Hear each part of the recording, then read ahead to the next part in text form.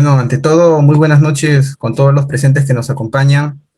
El día de hoy, 18 de mayo, tenemos el honor, la Asociación Peruana de Ingeniería de Transporte, API, de tener como invitado al doctor Enrique Cornejo, quien es economista de profesión, graduado en la Universidad de Lima, tiene maestría, doctorado en administración, con especialidad en economía internacional, negociaciones, planeamiento estratégico y gestión de infraestructura.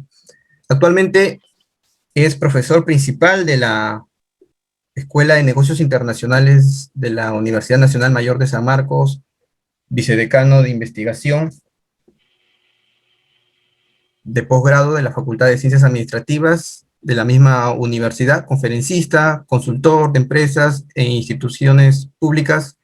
Es profesor universitario catedrático desde el año 1978 en las universidades de pregrado, posgrado en Perú, Ecuador, Bolivia. Tiene 37 libros escritos, tiene 1500 artículos, ensayos y revistas peruanas e internacionales.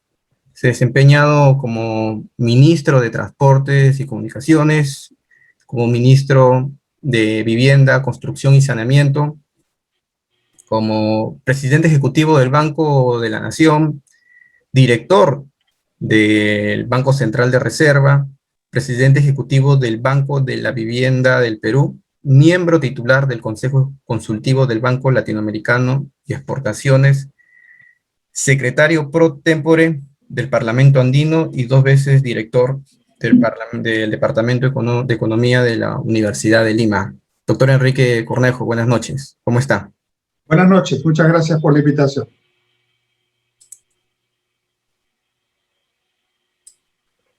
¿Qué tal, doctor? Creo que tenemos un pequeño problema con el audio. ¿Me escucha bien, doctor? ¿Sí? Yo sí, ¿ustedes me escuchan bien? A ver, me regala un minuto, por favor. Esto suele pasar cuando hacemos transmisiones en vivo.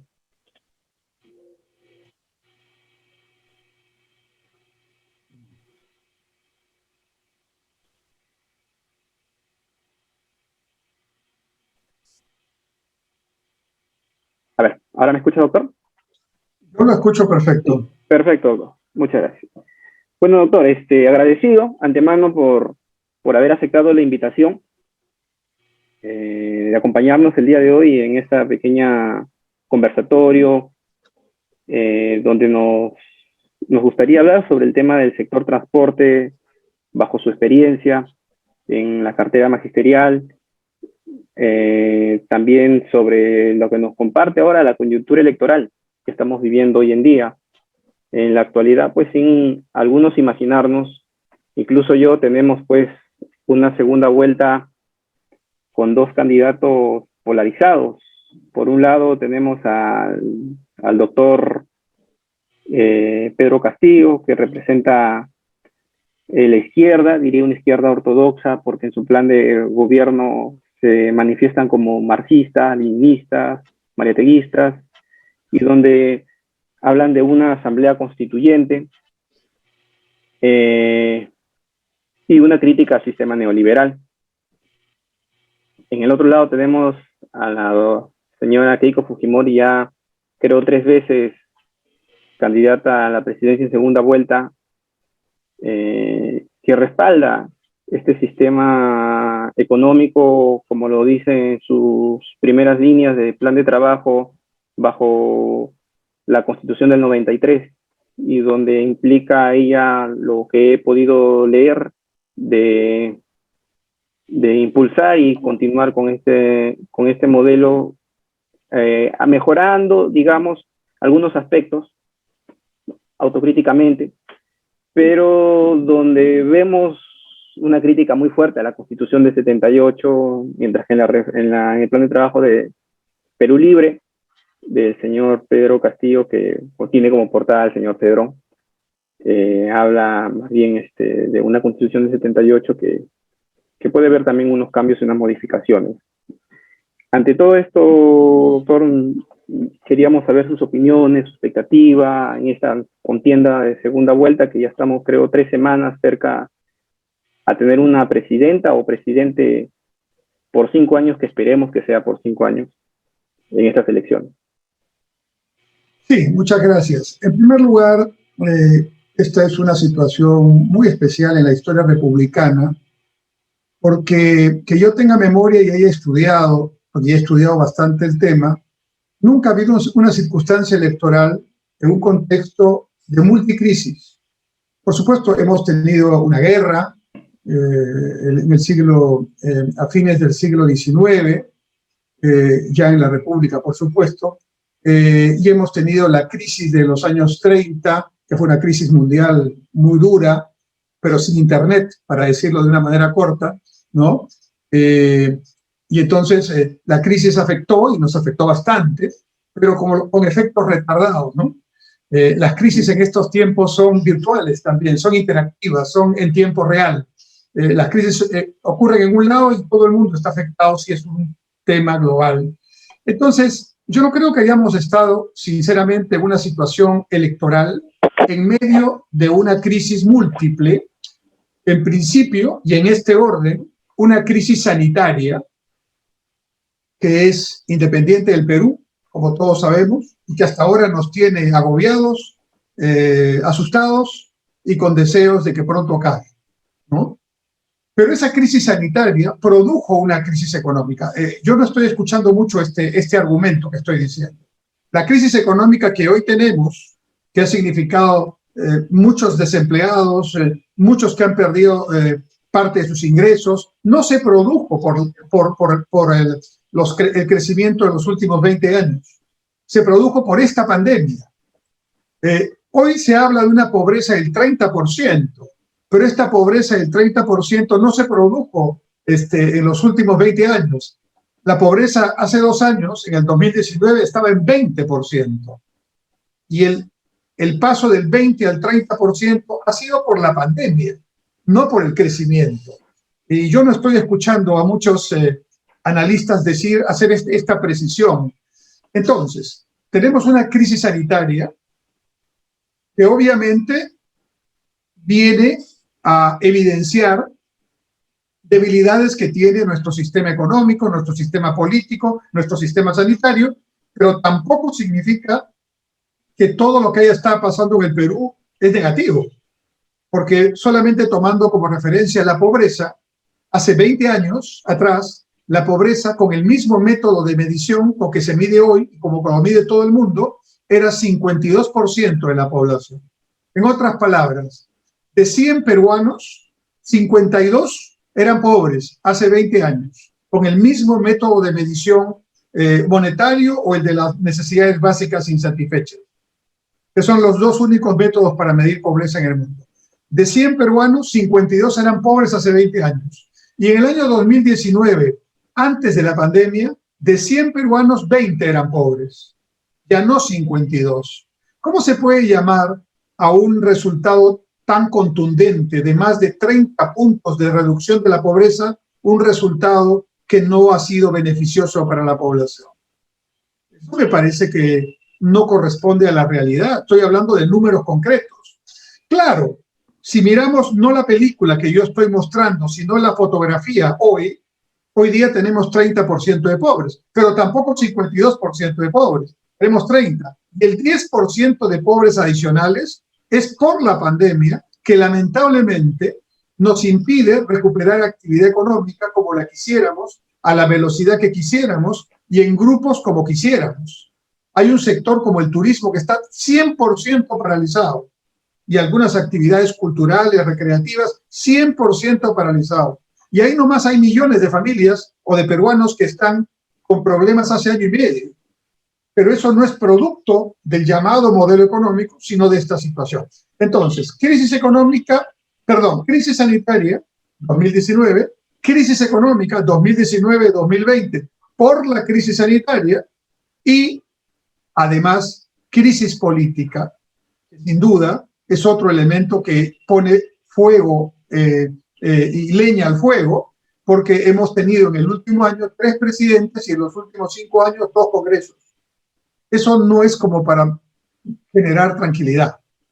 Entonces, yo agregaría a estas tres crisis simultáneas, la sanitaria, la económica y la política, una crisis tremenda de credibilidad y de institucionalidad. Lo cual obviamente no es producto de la pandemia, eso sí, pero sí ha sido exacerbada por la pandemia. Hoy día tenemos entonces una contienda electoral en medio de una gran desazón de los peruanos, porque o no tienen trabajo, o han visto mermados sus ingresos, o están enfermos, o tienen familiares enfermos, o tienen temor de contagiarse, porque las vacunas están llegando, pero están llegando con lentitud, ¿no? Ya se está produciendo una vacunación, pero tenemos que vacunarnos 25 millones de peruanos para lograr la inmunidad de rebaño, que es el objetivo. Y en este momento tenemos 2 millones de vacunados. Y la idea es llegar a julio con 10 millones de vacunados. Entonces, se está avanzando, pero lógicamente, si en medio de eso además tenemos polarización política, falta de credibilidad en las instituciones, que por cierto, es culpa de las instituciones, y yo en particular digo de los propios partidos políticos, que no han tenido la suficiente capacidad de estar a la altura de los tiempos. Eso es lo que crea este ambiente que permite que hayamos llegado a esta segunda vuelta como hemos llegado. ¿Y por qué hemos llegado a esta segunda vuelta en estas circunstancias con los dos candidatos que tú has mencionado y con las particulares polarizaciones que has resumido? Porque de los 25 millones más o menos que tenemos que ir a votar, solo fuimos a votar 17 millones, ¿no? Es decir, ha habido una suerte de ausentismo que es más o menos el doble del histórico, ¿no? Y de los que 17 millones que sí fuimos a votar, 3 millones votaron en blanco o viciado. De manera que el voto real ha sido de 14 millones de peruanos. Y sobre 14 millones de peruanos, el señor Castillo tiene menos o alrededor del 14%, y la señora Fujimori tiene el 11%. El resultado del 18 y el 14 me parece que es, o 13, no es el resultado real. Es el resultado de disminuir los votos de los que fuimos, menos los viciados y blancos. En otras palabras, el voto viciado o blanco, en lugar de contribuir a una protesta, contribuye al caos, porque ha permitido que los dos candidatos que tengan, repito, 14 y 12, o 14 y 13, o 13 y 14, ¿no es cierto? Más o menos, entre los dos no hacen ni 25% de la población que fue a votar. Entonces, estamos con dos candidatos que representan menos todavía del 25%, si consideramos a los veintitantos millones. Estamos hablando de dos candidatos que entre ellos explican nada más que 3,5 millones o casi 4 millones de personas, frente a los veintitantos millones que tenemos que ir a votar. Esa es la situación. Y esa situación se ha producido por 3 razones. Primero, porque como he demostrado con los números, mucha gente decidió no ir a votar, y la que fue a votar decidió viciar su voto o blanquear su voto.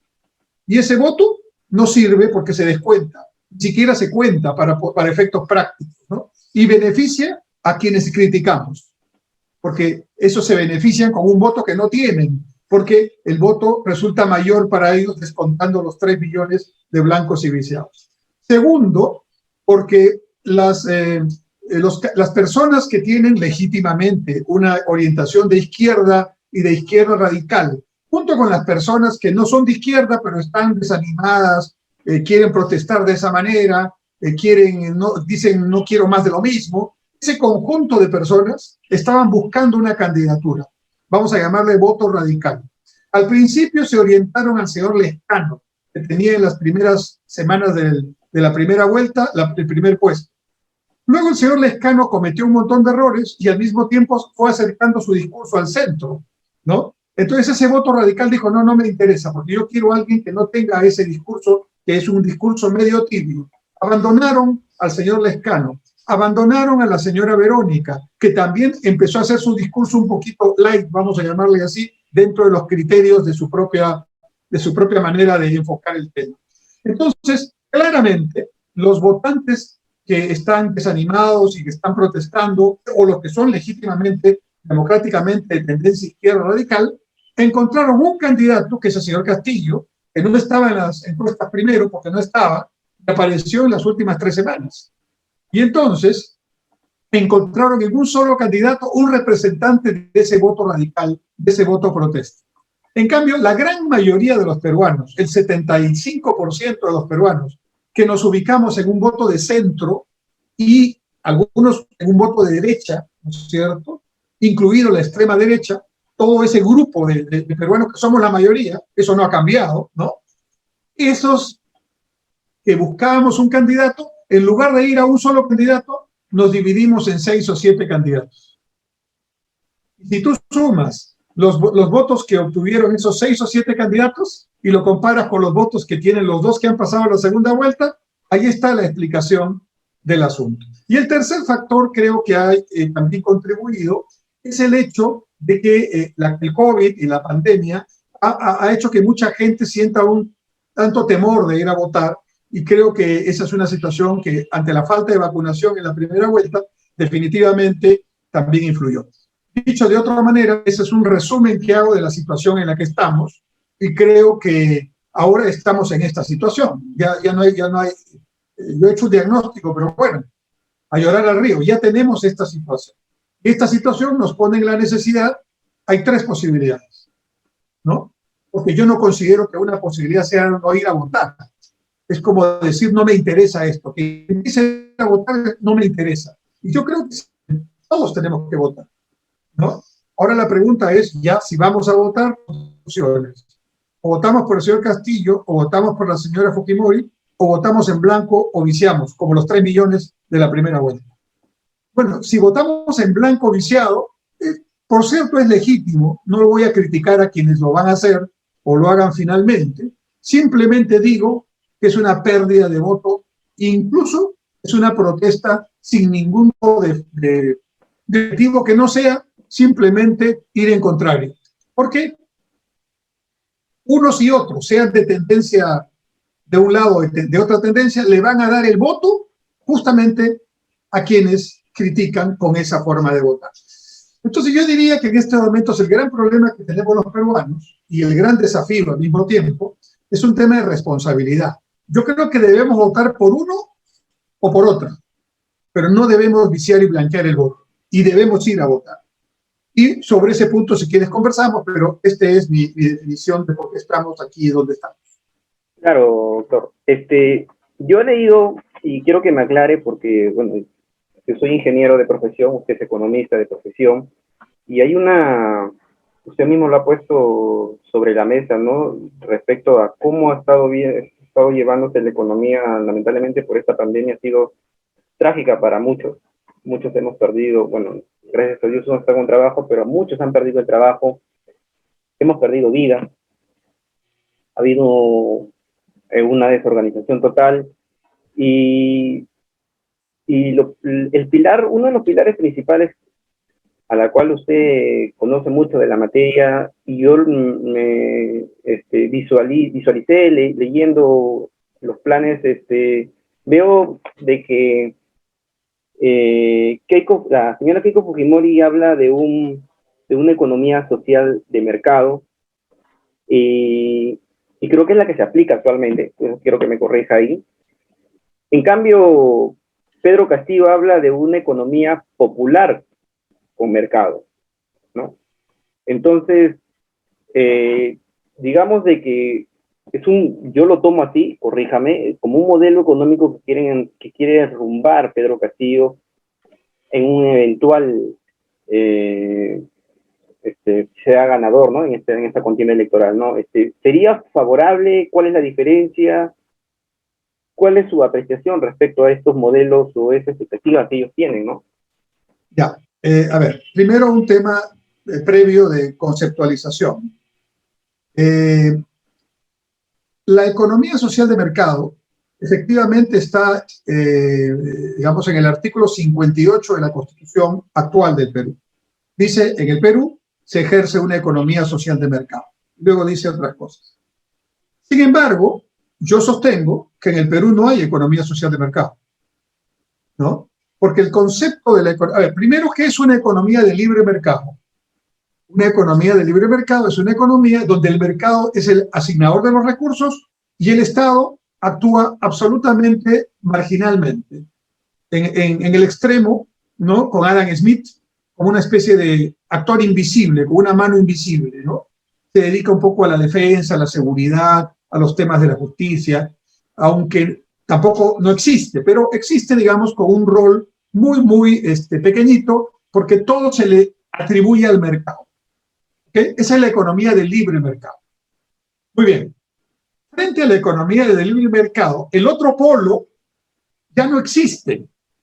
Ya era la economía centralmente planificada, donde al revés de la economía del libre mercado, el mercado no era el que asignaba los recursos, sino el Estado, o sea, un grupo de personas, los dirigentes, los líderes, porque el Estado son personas, no son robots, ni son leyes solamente, son personas, ¿no? Que toman el poder y el Estado decidía en el libre mercado el precio y las costumbres o los deseos o las demandas de los consumidores, de las empresas, la oferta de las empresas, hacía que compren unas cosas y dejen de comprar otras.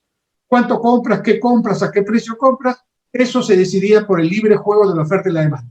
Y en el otro lado, en la economía centralmente planificada, el Estado decidía qué te compras, cómo te compras, cuánto precio va a ser, son controlados normalmente. O sea, allí tú no decides si puedes ponerte un blue jean o si puedes tener 2 camisas. El Estado te dice cuántas camisas debes tener. Y para traerlo a un lugar cercano a Perú, eso ocurre en este momento en Venezuela y eso ocurre en este momento en Cuba. En Cuba y en Venezuela, las familias reciben una tarjeta o un vale, ¿no? Y las personas, para poder tener mínimamente la comida que ese vale da derecho, incluso les aplica un sello para que no vayan a repetir la ración que les toca. El Estado decide cuánto consume. Y como normalmente son economías que andan en mucha carestía porque no tienen inversiones, entonces generalmente se come poco, se come mal y algunos no tienen forma de vivir así, y por eso de Venezuela hay 5 millones de venezolanos afuera, 1 millón casi en el Perú, ¿no? O sea, ni siquiera tengo que explicarlo con mucha teoría. Muy bien. Y en Cuba es igual, aunque es un país más pequeñito, pero es igual. Entonces, la economía centralmente planificada ya tuvo su tiempo, ¿no? Se diseñó a principios de los años 20 del siglo XX, a partir de la revolución bolchevique en la entonces Unión Soviética, ¿no? Se generó en todos los países de la Europa del Este principalmente, ¿no? Liderados por la Unión Soviética, que ya no existe. Ahora hay Rusia y varios países independientes. Checoslovaquia, que ya no existe. Ahora existe República Checa y Eslovaquia, ¿no? Por una Yugoslavia que ya no existe. Hay 4 o 5 países que son lo que era Yugoslavia, ¿no? Por Polonia, por la República Democrática Alemana, que tampoco ya existe, porque ahora hay una sola Alemania y es una Alemania de economía social de mercado, justamente.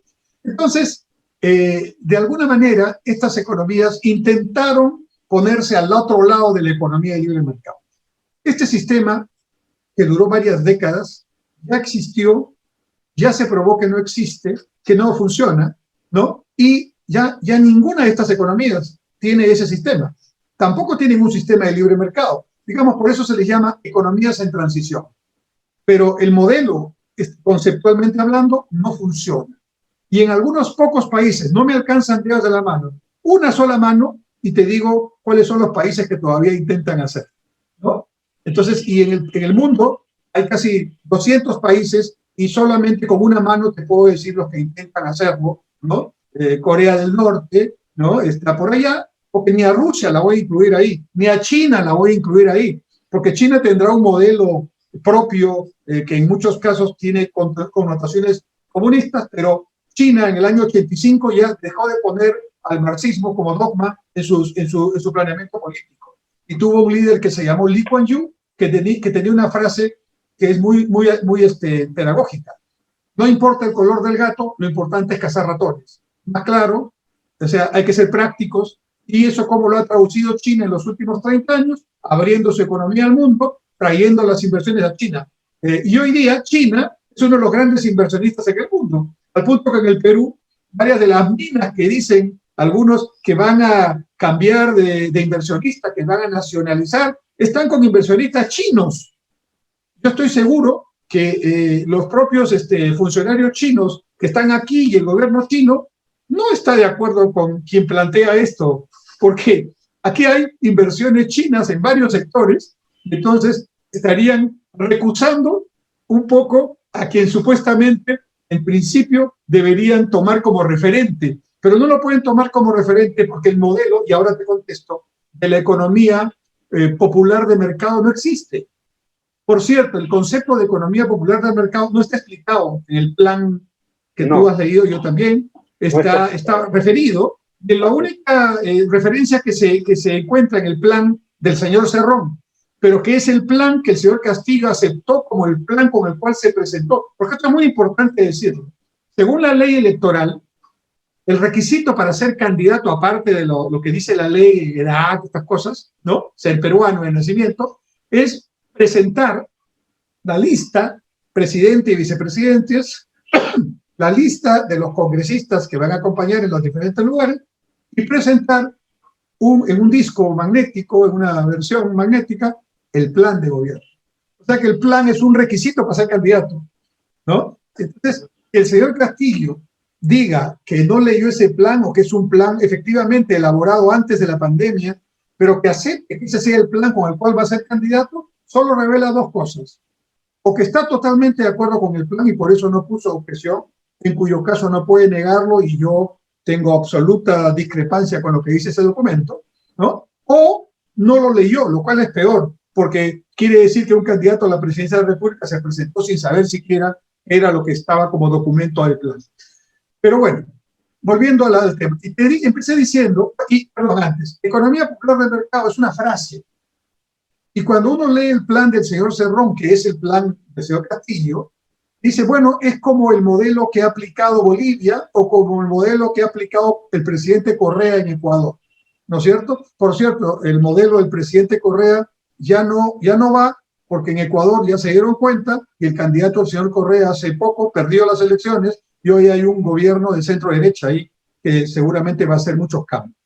En cambio, en Bolivia sí se mantiene el gobierno con la tendencia del MAS del señor Evo Morales y es un gobierno que es una realidad completamente diferente a la peruana, que no la puedo poner como paralelo, porque aquí tenemos una economía con una total diversificación y no somos monoexportadores, no se puede comparar esa economía con el mayor respeto para los hermanos bolivianos con la peruana, ni ponerse como ejemplo menos todavía, porque el Perú es grado de inversión. El Perú tiene 21 acuerdos de tratado de libre comercio firmados con todo el mundo, desde Estados Unidos hasta China, Japón, Corea del Sur, la Unión Europea, es decir, con todos.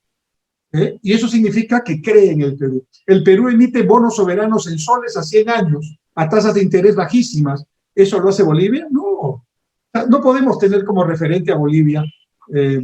Somos hermanos latinoamericanos, ese es otro tema. Pero hablando de la economía, Bolivia es un país que en algún momento va a ajustar como aquí ajustó el Perú en el año 90, porque parte de su problema es que está generando un endeudamiento, se está endeudando públicamente y esa economía no está generando para el futuro los pagos para esa deuda cuando haya que pagarla completamente. Y allí el pueblo boliviano tendrá que tener el ajuste que corresponde porque nadie puede gastar por encima de sus posibilidades. Dicho esto, con esto te contesto el concepto de economía popular de mercado. Y voy de nuevo a la economía social de mercado. Entonces, en el Perú, dice el artículo 58 de la Constitución, que hay economía social de mercado. Y yo sostengo que no la hay. O sea, que no se está cumpliendo el artículo 58 de la Constitución. Es decir, que si vamos a hacer una discusión constitucional, no hay que cambiar la Constitución, hay que cumplirla. ¿Y por qué sostengo esto? Ya hice el ejemplo de la economía de libre mercado y de la economía centralmente planificada. Y como anécdota he comentado este concepto de la economía popular que no tiene explicación ni por sus propios autores. Bueno, pero en el concepto de la economía social de mercado, que sí la podemos encontrar en Alemania, la podemos encontrar en Suecia, la podemos encontrar aquí de alguna manera en Costa Rica. Entonces sí tenemos referentes. El mercado es el que asigna los recursos. Ahí está de acuerdo con el libre mercado. ¿Dónde viene la diferencia? Donde al mismo tiempo que se acepta que el mercado y la inversión privada es quien desarrolla la actividad económica, se acepta al mismo tiempo, digo, y con la misma importancia, que el mercado no arregla todos los temas pendientes del desarrollo. No, el mercado no es como dice la economía libre del mercado, que hace todo. No, no hace todo. El mercado no soluciona el problema de la pobreza, pero el error que se está cometiendo de algún candidato es que para solucionar el problema de que el mercado no arregla el problema de la pobreza, quiere tumbarse al mercado. Y eso es como decir, voy donde el doctor y le digo, doctor, me duele la mano, no se preocupe, ya no le va a doler porque le voy a cortar el brazo. Eso es lo que están, más o menos, para poner la analogía. A mí me tiene que curar el problema de la mano, no cortarme el brazo, ¿no? Yo necesito mi brazo y mi mano. Yo necesito crecimiento económico. El crecimiento económico no es suficiente, de acuerdo. Hay todavía 20% de pobres, ahora 30% por la pandemia, de acuerdo. Hay todavía desigualdad en el Perú, de acuerdo. Pero eso no se soluciona desmontando lo bueno que hay, ¿no? Y por supuesto eso sí se puede hacer, y esa debe ser la discusión en el Perú. Ahora, ¿por qué la economía social de mercado no funciona en el Perú? De acuerdo al artículo 58. Porque la tarea de hacer las cosas que el mercado no hace, no de reemplazar al mercado, no de hacer empresas estatales como empresas privadas, no, la tarea de reemplazar, no, de hacer las cosas que el mercado no hace, la tiene que hacer el Estado. El Estado tiene que atender los problemas de la pobreza. El Estado tiene que atender los problemas de la desigualdad, no las empresas privadas. Es un error. A la empresa privada se le dice, ya, ven aquí, paga tus impuestos, no contamines, pero además dame mi carretera. No, la carretera la tiene que hacer el Estado. El oxígeno lo tiene que poner el Estado, ¿no? La cama UCI la tiene que poner el Estado. Las empresas pueden colaborar, pero esa no es su tarea. Es un error de concepto, ¿no? El Estado es el que tiene que hacerlo. Y la pregunta es, ¿el Estado tiene los recursos para hacerlo? Sí, tiene. En los últimos 10 años, solamente por canon minero, sobre canon minero y regalías mineras, ¿no? Ha habido 40.000 millones de soles para los gobiernos regionales y provinciales y distritales que tienen derecho al canon. Y yo hago una sencilla pregunta a quienes nos están viendo y escuchando. ¿Dónde están esos 40.000 millones de soles? Eso no es tema del gobierno nacional. Eso va directamente, yo he sido presidente del Banco de la Nación, eso va directamente a la cuenta del municipio de San Marcos o del municipio provincial, allí en Espinar, que son dos de los lugares donde se recibe más canon. Mi pregunta, ¿en Espinar todavía hay gente sin agua y desagüe? Respuesta, sí. En San Marcos, en el Callejón de Conchucos, que es el distrito que más canon recibe en el Perú, ¿todavía hay gente sin agua y desagüe? Respuesta, sí. Mi pregunta, ¿por qué? ¿Por qué? Eso no debería estar resuelto ya, y eso no es un tema de combate a la pobreza. Entonces acá hay un doble discurso.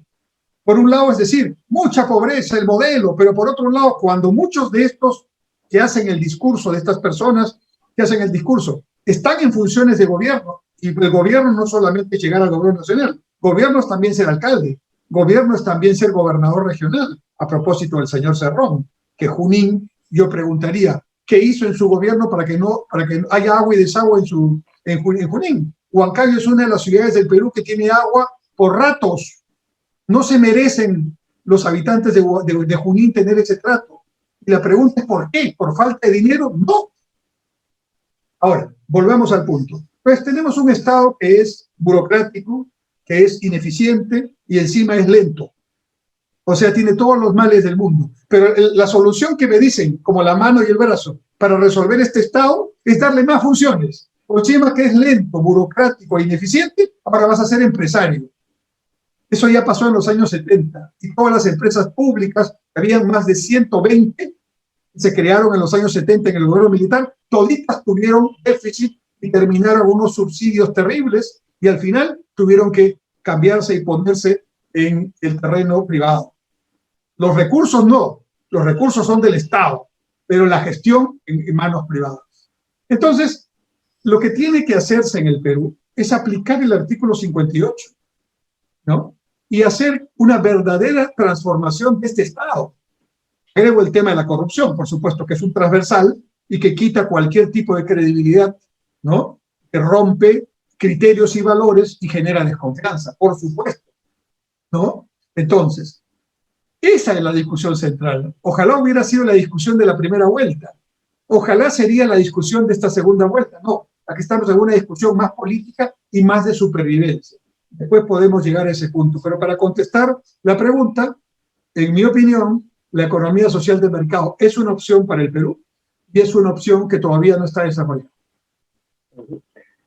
Sí, doctor, y lo que usted dice es claro, ¿no? Es más político, lo vuelvo a repetir, para el equipo, el entorno de Pedro Castillo es más ideológico, diría yo también. No tratan de quebrantarse, son unas personas un poco cerradas en sus pensamientos, yo respeto los pensamientos, las ideologías de las personas, pero no lo veo muy favorable particularmente en el aspecto de propuestas, ¿no? Los candidatos no lanzan ninguna propuesta. Actualmente Pedro Castillo creo va a presentar, o ya está presentando su equipo de trabajo recién. El plan de los primeros 100 días, un documento de 13 páginas. Tiene 15, pero 2 son la carátula y la contracarátula. Entonces, 13 páginas de contenido. Si quieres podemos hablar de eso. Sí, y bueno, lo vamos a tocar en el tema, y para cerrar en este tema económico, y es lo que me sorprende, porque en el plan de trabajo de Cerrón, ya yo diría de Cerrón, porque por lo menos acá hay un plan de trabajo un poco más visible, donde veo una participación de quien va a ser posiblemente nuestro presidente, posiblemente, depende del voto electoral. En el plan de Cerrón hablan del PBI, hablan mucho de la educación, de la salud, de subirlo del 3.3, del 5.4 al 10%. ¿Cuál es la realidad actual, usted que ha sido ministro, bueno, de transporte, de vivienda, pero que está muy metido ha estado muy involucrado? ¿Cuál es la realidad del país para poder dar esas distribuciones porcentuales crecientes? ¿Es posible? La realidad, no, eso es absolutamente una demagogia. Demagogia significa ofrecer algo para contentar, pero que no se puede lograr. Y simplemente es un asunto aritmético. 2 más 2 es 4, ¿verdad? Nunca va a ser 2 más 2, 8. 2 más 2 es 4. Muy bien. El actual presupuesto del 2021 es un presupuesto que más o menos del 100%, el 67% ya está destinado a todos los sectores: educación, salud, agricultura, defensa, interior, programas sociales, todo. Ahí se les paga a los maestros, se les paga a los policías, a la Fuerza Armada, a los empleados públicos de los ministerios, también a los que trabajan en los municipios, en los 100 y pico municipios provinciales y en los 1.800 municipios distritales y en las 25 regiones, más las instituciones descentralizadas como DIGESA, DIGEMIT y otras más, ¿cierto? Ese es el presupuesto. 67% se va en remuneraciones, en pensiones y en gastos corrientes, que es combustible, papel. ¿Qué puedes hacer ahí? Nada. O sea, con el presupuesto actual me refiero, ¿no? ¿Y te queda cuánto? Bueno, la diferencia te queda algo así como 23%. Y y dentro de ese 67% también está el pago de la deuda, ¿no? Deuda interna y deuda externa, que es como hoy se está financiando el presupuesto, fundamentalmente, con deuda, con bonos soberanos, ¿no? Muy bien. Entonces, y más o menos hoy, en ese presupuesto, el sector educación y el sector salud explican entre los dos el 30% del presupuesto. Hoy, todo, remuneración, bienes y servicios, pensiones, inversiones, ¿no? 30% del presupuesto, ¿ya? Pero el presupuesto total del Perú es el 25% del PBI. ¿Ya? O sea, todo el presupuesto que marchan los miles de empleados públicos con las inversiones públicas de todo el país es la cuarta parte del PBI. El señor Castillo, el señor Cerrón, quien lo dicen los dos, ¿no? Porque está en el plan, está repetido por el señor Castillo. Eso no lo han sacado del concepto que están diciendo. Muy bien. Dicen que van a poner el sector educación y el sector salud al 10% del PBI. No pueden decir 10% del presupuesto porque ya ambos son más del 10% del presupuesto. Ambos son el 30% del presupuesto. Más o menos el 15% cada uno, no es necesariamente, pero entre los dos es 30%. O sea que claramente es PBI, ¿no es cierto? Pero el señor Castillo, el señor Cerrón y sobre todo los asesores, si los tienen, ¿no? no saben que un gobierno no puede manejar el PBI. Un gobierno puede manejar el presupuesto, y con las limitaciones que te estoy diciendo. 67% para deuda, pensiones, remuneraciones y gasto corriente, y 23% para inversiones, que tampoco lo puedo usar en gasto corriente, porque eso se llama malversación de fondos. Te vas directo a la cárcel ahí por un delito penal. Entonces, la pregunta es, ¿cómo van a multiplicar el 30% del presupuesto para convertirlo en el 130% del presupuesto?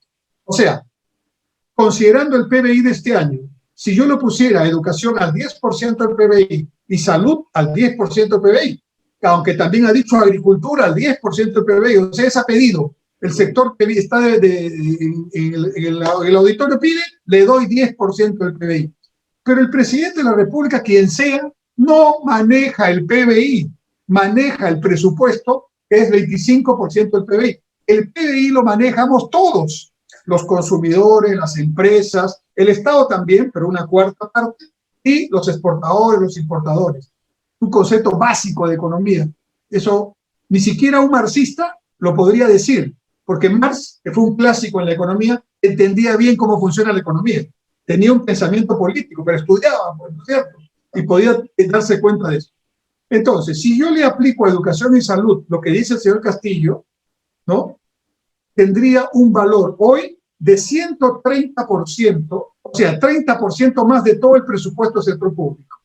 ¿Y cómo le pago al sector defensa, a los militares de los 3 institutos armados y a nuestros policías del sector interior?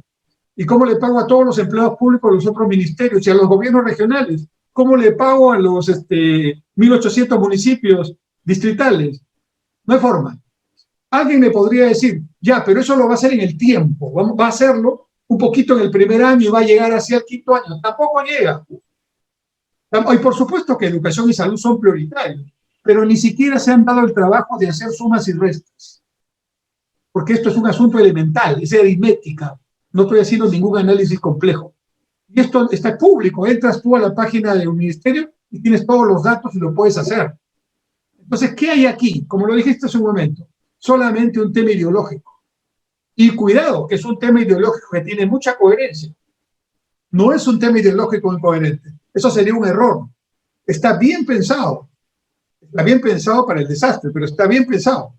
O sea, el plan es, vamos a hacer o sea, la participación democrática es esto no es una frase de ellos, esto es una frase mía, es como una necesidad. No creen en ello, no creen en la democracia, pero es una necesidad porque de esa manera no pueden llegar al poder. El asunto es capturar el poder. ¿Cómo? Con el voto, porque ya con las armas no pudieron. Por cierto, hay muchas personas, los entendidos dicen que hay 12 congresistas electos que están vinculados de alguna manera directa o indirecta a acciones terroristas o a simpatías terroristas. Claro, incluso, disculpe que lo corte, Guillermo Bermejo ha salido hoy día un audio muy polémico, ¿no? Respecto a que no piensan que hace 5 años. Y no solamente eso, tiene un juicio sobre este tema que está vigente. Entonces, bueno, ok, han sido elegidos. Su elección es correcta, han sido elegidos. Pero ¿por qué han sido elegidos? Porque se están presentando como candidatos, porque ya decidieron que por las armas no lo pueden hacer, fracasaron en ese objetivo. Sendero, el MRTA, todos ellos, ¿no? Entonces ahora lo quieren hacer por la vía política. Y la vía política requiere, vamos a vestirse un poquito de democracia, aunque no crean en la democracia, porque la democracia son libertades. La democracia es tolerarnos todos, entendernos en la medida de lo posible, pero si no tenemos la misma posición, bueno, yo por ejemplo tengo total discrepancia con el pensamiento de estas personas, pero dado que han sido elegidos democráticamente, ya los que son electos, tengo que respetarlos, porque el voto es el voto. Pero no son representantes de la mayoría del Perú, son representantes del 14% de los que fueron a votar, ¿no? Eso es otra cosa, y por las circunstancias y accidentes que he comentado. Entonces yo no creo que ellos sean representativos del Perú. Están aprovechando una circunstancia que nosotros mismos hemos provocado, ¿no? Y la están aprovechando bien. Es como un surfista que está esperando su ola y le ha llegado su ola, y están ahora haciendo todas las piruetas dentro de la tabla para sacar la mayor cantidad de puntos en su objetivo. Eso lo hemos permitido nosotros, con nuestra inconsecuencia, con nuestra división y con nuestra ausencia, digamos, según como le toque a cada quien. Muy bien. Entonces, ahora resulta que están ya algunos electos en el Parlamento y efectivamente hay una posibilidad de que el señor Castillo llegue a ser presidente. Digamos, en este momento están muy parejos en las encuestas, yo diría que están en empate técnico, pero hay dos posibilidades, eso es una a la otra, y uno de los dos va a ser, no hay otra alternativa. Entonces, la pregunta es, ya llegan al poder y ahí se acaba el discurso democrático. Esto ya pasó, no voy a considerar a Cuba, ya pasó en Bolivia, sigue pasando, ya pasó en Venezuela, sigue pasando, ya pasó en Ecuador, felizmente Ecuador ha corregido, ya pasó en Nicaragua, sigue pasando.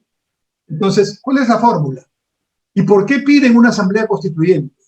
Porque saben que el fondo del asunto es cambiar el régimen económico. Ese es el tema fundamental. Para eso están cambiando la Constitución. Cuando se les pregunta por qué quieren cambiar la Constitución, dicen, bueno, porque la salud es importante, tiene que ser un derecho básico. Lo repiten todos como si fuera una lección. Artículo 7 de la actual Constitución, la salud es un derecho básico. Entonces, o sea, me dicen que van a cambiar la Constitución para poner en la nueva Constitución un artículo que ya existe, ¿no? Igual con la educación. Entonces la pregunta es, ¿me están engañando? ¿Creen que no sé leer la Constitución? ¿No? Y claro, abusan de nuestra manera de no preocuparnos por los temas. Nosotros deberíamos, cada cosa que nos dicen cualquier candidato, deberíamos inmediatamente, así como tenemos tantos celulares, aquí en el Perú hay 40 millones de celulares y 33 millones de peruanos. Así que por conectividad no vamos a perder. Y así como chateamos, deberíamos estar, a ver, me dijo este candidato o la candidata, me dijo otra cosa. Pongo, googleo, pues no, a ver si es cierto. Y en 2 minutos puedo saber si es cierto o no. Pero esa actitud crítica, ese pensamiento complejo, no lo hemos inculcado a nuestros estudiantes jóvenes en la educación. Solo recibimos fake news o recibimos noticias, ¿no? Entonces, claro, a veces son ciertas, a veces no. Bueno, volviendo al punto, entonces la primera fase es utilizar la democracia para llegar. Y ahí van a decir lo que quieras escuchar. Y si hay que decir, y hay que jurar, como ayer juraron, por lo menos el señor Castillo, juró a las 11 de la mañana que iba a cumplir con la Constitución, las libertades, iba a respetar las instituciones y no se iba a ir, o mejor dicho, se iba a ir a los 5 años, y a las 4 de la tarde se fue a Huachipa, al local a una reunión con la CGTP, y ahí dijo textualmente, respetaremos las instituciones hasta que el pueblo lo pida, o mientras el pueblo lo permita, o no permito, no dijo, hasta que el pueblo lo pida otra cosa. Entonces viene la segunda parte de la estrategia. ¿Cuál es la segunda parte? Indispensable, y está en este documento de los primeros 100 días, ¿no? Referéndum para asamblea constituyente. Porque ya le han vendido la idea a un buen número de peruanos que el desempleo se acaba con la nueva Constitución, que la corrupción se acaba con la nueva Constitución, que los ingresos van a aumentar con la nueva Constitución, que el Perú va a ser la Suiza del mundo en América Latina con la nueva Constitución. Y eso es una mentira. La Constitución no va a cambiar nada de esos temas. Incluso te estoy demostrando que ya la Constitución dice en el artículo 58 en lo económico, en el artículo 7 en la salud. No es un problema en la Constitución, se puede mejorar algunos artículos. Nada es totalmente rígido, ¿no? Pero cambiar la Constitución como la gran solución, no, ese es un pretexto, es un caballo de Troya. Porque el segundo paso consiste, una vez que te den la posibilidad de la Asamblea Constituyente, ¿no? Cosa que querían hacer los de izquierda de Chile, pero no lo han logrado, porque aunque lo han llevado a la Asamblea Constituyente, han ganado los independientes de Chile. Los independientes son la gran mayoría. Y yo te aseguro que la nueva Constitución chilena no va a ser un retroceso a la época de Allende. Van a hacer cambios, pero van a avanzar en el sentido de no echar por la borda lo que Chile ha avanzado en materia de inversiones y de desarrollo, en términos de economía de mercado, ¿no? Propiamente. Entonces, la segunda etapa es, nos vamos a la constituyente, hacemos la constitución a medida, y ahí vienen 2 o 3 artículos de cajón. Primer artículo, la reelección es posible. Así lo hizo Chávez, así lo hizo Evo, así lo hace Ortega en Nicaragua. Bueno, a Cuba no la contemos porque ellos tienen pues un modelo familiar, ¿no? Hasta el momento. Bueno, ¿y luego qué viene? Bueno, luego viene ya el nuevo modelo, y ahí está el discurso de Bermejo, que Bermejo es, ¿no? Bermejo, Guillermo. Bermejo, muy bien. Ahí está el congresista que dijo una frase que no la voy a repetir, con un adjetivo, refiriéndose a la democracia, y dijo que eso va a ser simplemente un tiempo, pero ellos vienen para quedarse. Ese es el pensamiento. No es cualquier pensamiento. Es el pensamiento organizado y planificado desde que fracasaron en las armas y ahora están aquí intentando por la vía democrática y abusando de la democracia que les permite todo, ¿no? Lo que ellos no permitirían cuando si son gobierno, para tener estas alternativas que la democracia permite, porque la democracia permite libertad de opinión, aún en la total discrepancia. Y yo prefiero una democracia imperfecta y con problemas que cualquier modelo de dictadura que se ofrezca de solución al Perú. Bueno, ese es el tema. Ahora vamos a hablar de la señora Fujimori también un poquito. Sí, sí. Yo creo que la señora Fujimori tiene un gran desafío, porque es claro que el problema de ella no es el tema económico. O sea, mira los mercados. Apenas ella ha subido ya en las encuestas, se está cerca de Castillo, prácticamente en empate técnico, ¿no? Apenas pasó eso, el tipo de cambio bajó, ¿no? Y las bolsas volvieron a tranquilizarse con respecto a Perú. Obviamente, si el resultado del 6 de junio fuera a favor de Castillo, yo ya me imagino lo que puede pasar, no es muy difícil darse cuenta, ¿no? El tipo de cambio se va a las nubes, los capitales, no de empresas extranjeras, de peruanos se van afuera, ¿no? Ya se están yendo afuera en este momento, pero no en la cantidad que se irían a partir del 7 de junio si gana el señor Castillo. Y lo que es peor, lo que se llama reactivación no se va a producir. Ahora, puede haber un año de gasto todavía. ¿Por qué? Porque estamos manejando aún en los problemas las finanzas públicas en los últimos 20 años por responsabilidad. Y tenemos recursos y todavía tenemos fuentes de financiamiento que podemos utilizar. Pero en un año se acaba eso. Y cuando eso se acabe, ¿qué sigue? Bueno, nos militarizarán como en Corea e inventarán algún posible conflicto para tenernos entretenidos, porque ya no habrá posibilidad de tener la producción en la cantidad suficiente para todo lo que necesitamos. Yo entiendo el malestar de las personas, que lo respeto y lo comparto, pero lo que sí creo es que quienes están haciendo las propuestas no están pensando en ese malestar para solucionarlo, están pensando en utilizar el malestar para llegar al poder, luego de lo cual ya nada importa. Claro. Bueno, no alejándonos mucho del tema de Castillo, porque justo lo ha presentado hace unos minutos, usted visiblemente en materia, y tampoco no hablar mucho de Castillo, porque ya lo estamos mucho mencionando, y también hablar sobre el sistema de la propuesta de Keiko, para cerrar el tema de Castillo prácticamente. Sí, la señora Fujimori, desde mi punto de vista, no tiene problemas por el lado económico. Ella no va a asustar a los inversionistas, no, pero sí tiene que hacer cosas en el tema económico. No puede simplemente decir esto sigue igual, porque no puede seguir igual.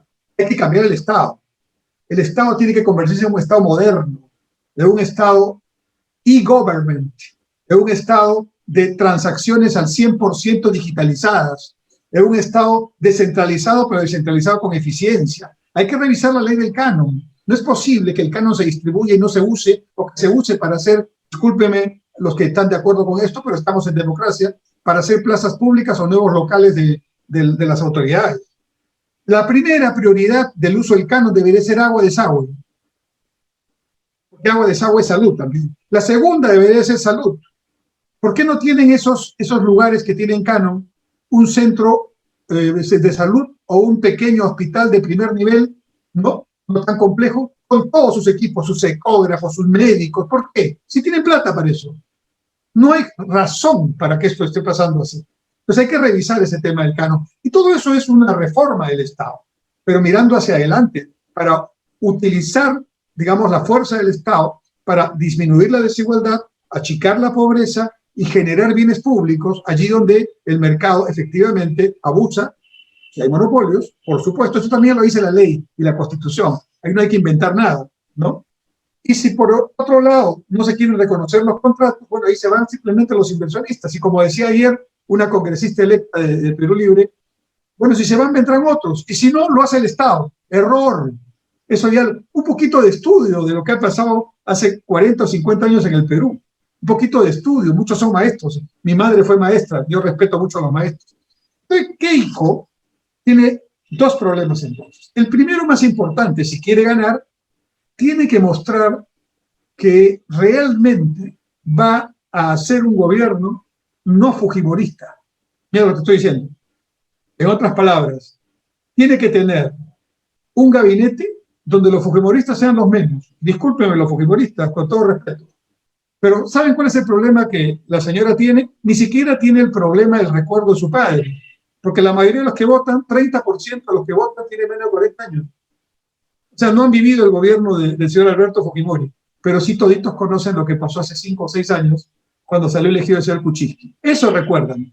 El no saludo, el autoritarismo, la pelea con el señor Pepe Caprimero, la vacancia, eso recuerdan. ¿Cómo hace la señora para salirse de ese problema? Pues tiene que demostrar actitudes y hechos democráticos y de apertura, ¿no? Tiene que nombrar ministros claves y desde ya debería anunciarlos, ¿no? Que no sean fujimoristas y sean reconocidos absolutamente.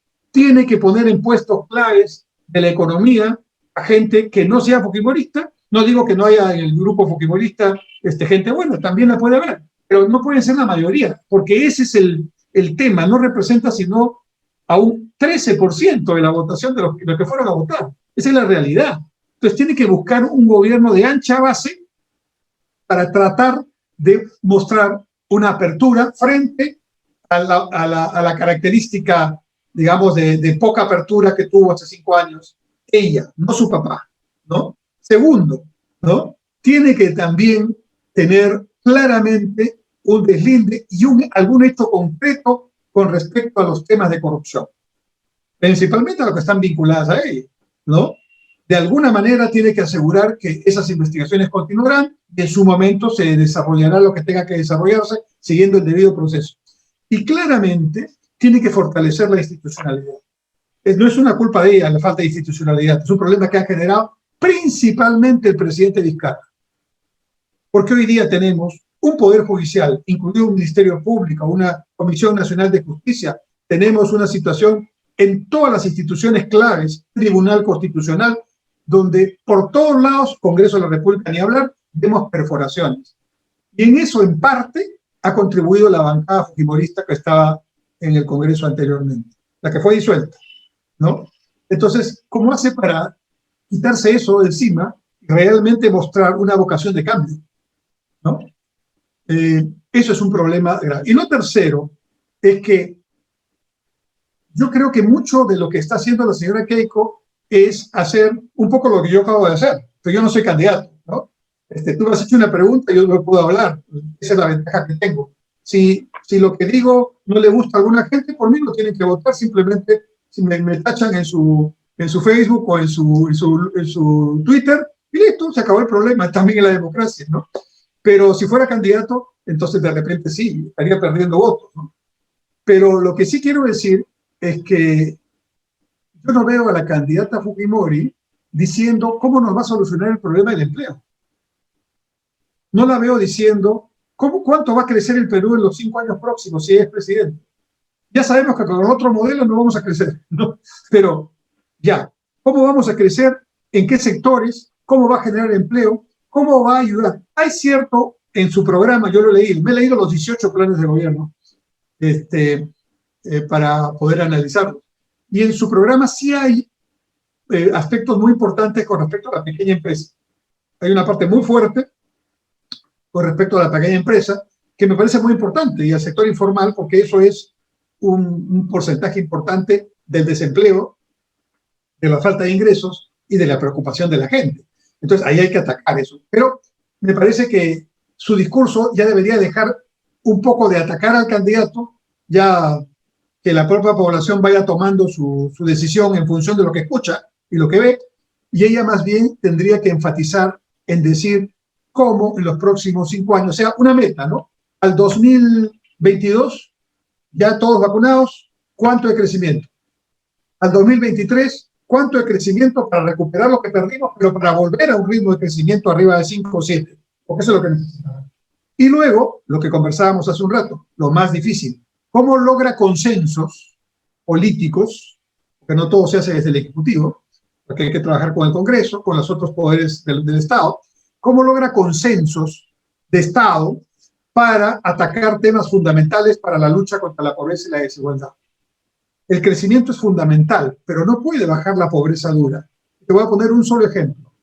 En este nuevo documento, el señor Castillo dice que va a poner en todos los centros poblados del Perú y en los distritos, va a poner creo que le llaman casa del oxígeno, no sé bien el nombre, pero es un concepto interesante, ¿eh? Incluso yo estoy de acuerdo con el objetivo. Pero ¿sabes cuántos centros poblados hay en el Perú? Más de 110.000. Cada uno tiene 100 personas, 200, 300, 400 habitantes. Y están cada uno distribuido de tal manera, tan ilógicamente, están 7 kilómetros, 5 kilómetros. Allí no puedo llegar con red pública de agua, con red pública de electrificación, con wifi para que haya educación remota. Yo he sido ministro de Transporte y he sido ministro de Vivienda. Conozco muy bien este tema. Esos no van a salir, los peruanos que viven en esa condición, no van a salir de la pobreza con más crecimiento ni con discursitos tampoco, menos. El crecimiento es importante, pero con los impuestos que se generan y con el ahorro que se genera por el crecimiento, hay que tratar de llegar a esos centros poblados. Está bien, admito que es un buen objetivo que cada uno tenga una especie de consultorio o de posta, 100.000 postas equipadas, ¿sí? ¿Por qué no? Podría ser. Pero ¿por qué no trabajar lo que otros países ya han hecho? Ciudades intermedias, ¿no? Donde tú estás igual en tu chacra que está a 4.000 metros de altura o en lugares alejados, pero para los servicios te concentras en una ciudad que está al centro de una cierta población. Y ahí tienes todo, agua, desagüe, de red, tienes electrificación, tienes wifi, tienes centro médico equipado, tienes colegio adecuado, tienes Banco de la Nación, tienes comisaría, todo lo que necesitas tener. Yo lo puedo hacer si lo agrupo, no lo puedo hacer si está todo dispersado y menos si son 110.000. Entonces, ese es un tema. No he escuchado a ninguno de los candidatos hablar de eso. Se llama gestión territorial, ¿no? Y eso es lo que hay que discutir y requiere consenso, ¿no? Otro tema que hay que buscar el consenso es el canon, porque los primeros que van a decir no me toquen mi canon son las regiones, que ya lo tienen, ¿no? Pero no me toquen mi canon es como la parábola de los talentos. Deme mi talento, te lo entierro, y a la hora que me pidan cuentas, te lo voy a dar lustradito, pero no lo gasto. No puede ser, ¿no? Y el tercer elemento es el tipo de regionalización que tenemos. ¿Queremos sacar de la pobreza al Perú? Bueno, pues dejémonos de tonterías y discursos que no van en el sentido adecuado. Discutamos de una vez, como dijo Pulgar Vidal, las regiones transversales, ¿no? Dejemos esta concepción de costa, sierra y selva, donde un pueblo de la misma provincia está al otro lado de la cordillera y el otro pueblo al otro lado de la cordillera. Conclusión, no se hablan. No se hablan, no se conectan. ¿Cómo no van a dejar de ser pobres? Lo que hay que hacer es seguir la cuenca. La cuenca es transversal, no es longitudinal. Entonces, son temas de fondo, y hay otros más, pero yo creo que el reto de la señora Fujimori es primero deslindar no solo el tema de corrupción, sino principalmente el tema autoritarismo, que es el más fresco que tenemos, ¿no? Y su deseo de que la democracia continúe y la economía no sea afectada en su estabilidad, yo creo que puede ser un deseo que puede funcionar. Pero lo que puede hacer que muchos indecisos que nos están escuchando o algunos que quieren viciar el voto digan, bueno, no estoy de acuerdo en mucho de lo que ella ha sido, pero tal vez pueda lograr algo en función de lo que está diciendo, ¿no? Quiero recordarles a los indecisos y a los que van a viciar su voto que hace muchísimos años el Perú vota por el mal menor. Un pequeño recuerdo, rapidito. En el año 90 ganó el señor Alberto Fujimori en segunda vuelta porque la gran mayoría no quiso que salga el señor Mario Vargas Llosa. Y el señor Fujimori, que era un outsider, terminó ganando cuando el que posiblemente iba a ganar era Vargas Llosa. Entonces, el antivoto hizo presidente a Fujimori. Luego pasó lo que pasó. Cuando el señor Fujimori se fue, no contemos al señor Paniagua, que fue un gobierno de transición, vino el señor Toledo, y el señor Toledo salió para que no salga el señor Alan García. O sea que no salió por el voto propio, por el convencimiento de Toledo, no, salió para que no salga García, 2001. Y el 2006 García salió para que no salga Ollantumal. Y el 2011 el señor Humala salió para que no salga Keiko Fujimori. Y en 2016, el señor PPK salió para que no salga Keiko Fujimori. Ahora estamos en una situación similar, no es sorpresa. O sea, no es la primera vez que los peruanos votaríamos por alguien en que en principio no hemos decidido votar, pero lo votamos por la necesidad de garantizar la estabilidad, la democracia, la estabilidad económica, sabiendo que hay temas que tienen que ser aclarados y sabiendo que la economía no está perfecta, que hay problemas y que sanitariamente seguimos teniendo una crisis muy complicada. Correcto, doctor. Y es cierto, ¿no? Y bueno, por lo que escucho, yo no, que tiene en la mano el plan de 100 días. Eso quiere decir de que el plan de 100 días de Perú Libre, que acaban de presentar, no tiene una corrección, digamos, un encamino respecto al plan de gobierno de 77 páginas que tienen, ¿no? Porque son 77 páginas de 22 capítulos que lo divide Cerrón, o bueno, Perú Libre, ¿no? El partido, ¿no? Perú Libre. Sí. Yo me imagino que este documento ha salido de un intento de conciliación al interior, no lo conozco, pero debe haber sido muy complicado.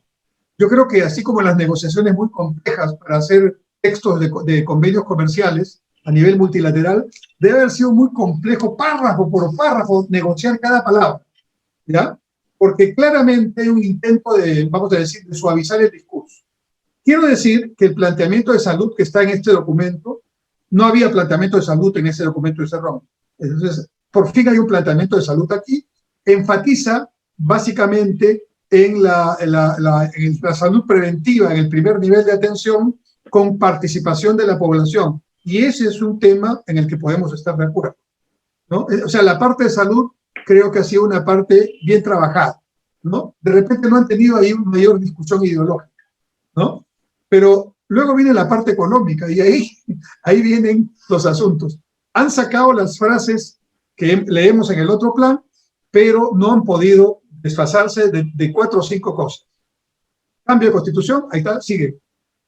Solo que como es para los primeros 100 días, claro, ahí no está la constitución, porque los primeros 100 días solo se convoca el referéndum, ¿no? Así que ahí está. Van a cumplirlo si son gobierno, porque ahí dice solamente convocaré. Y luego ya el pueblo decidirá. Ese discurso ya lo he escuchado muchas veces. Está el cambio de constitución. O sea, en eso no han cambiado ni un milímetro. Y sabemos ya dónde va ese asunto. El segundo tema que está es el desconocimiento de los contratos ley. O sea, el hecho de que existe una toma de las riquezas naturales y que la inversión extranjera, que aquí no está mencionada sino para decir que se va a renegociar o se va a desconocer los contratos, ¿no? Se habla de la inversión privada, yo diría de una manera un poquito forzada, ¿no? Sí, inversión privada se refiere a la inversión privada peruana, por supuesto, ¿no? Bueno, siempre y cuando pagues tus impuestos, etcétera, claro. Pero yo digo, y la mayor parte de la inversión privada son los 9 millones de emprendedores informales. O sea, van a ayudarlos siempre y cuando paguen sus impuestos. Ese es el tema, porque inversión privada no es Sauder y Anacocha o Telefónica, ¿no? Ellos son los grandazos, ¿no? O Incafarma, son los elegidos en el discurso.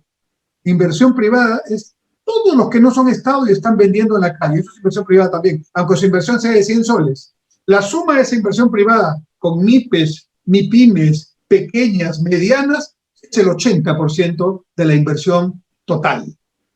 Total. Y sacando las grandes empresas, el 80% de la inversión privada es de pequeñitos y medianos, emprendedores informales, que les van a cobrar impuestos, ¿no?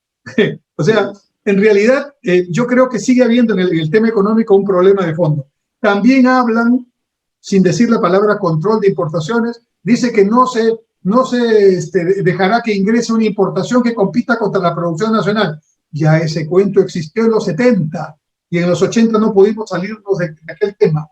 Ese tema está superado, ¿no? Y yo diría, entrevisten a los emprendedores de Gamarra para preguntarles si quieren que se cierren las importaciones, cuando ellos utilizan el algodón importado para poder hacer su tela.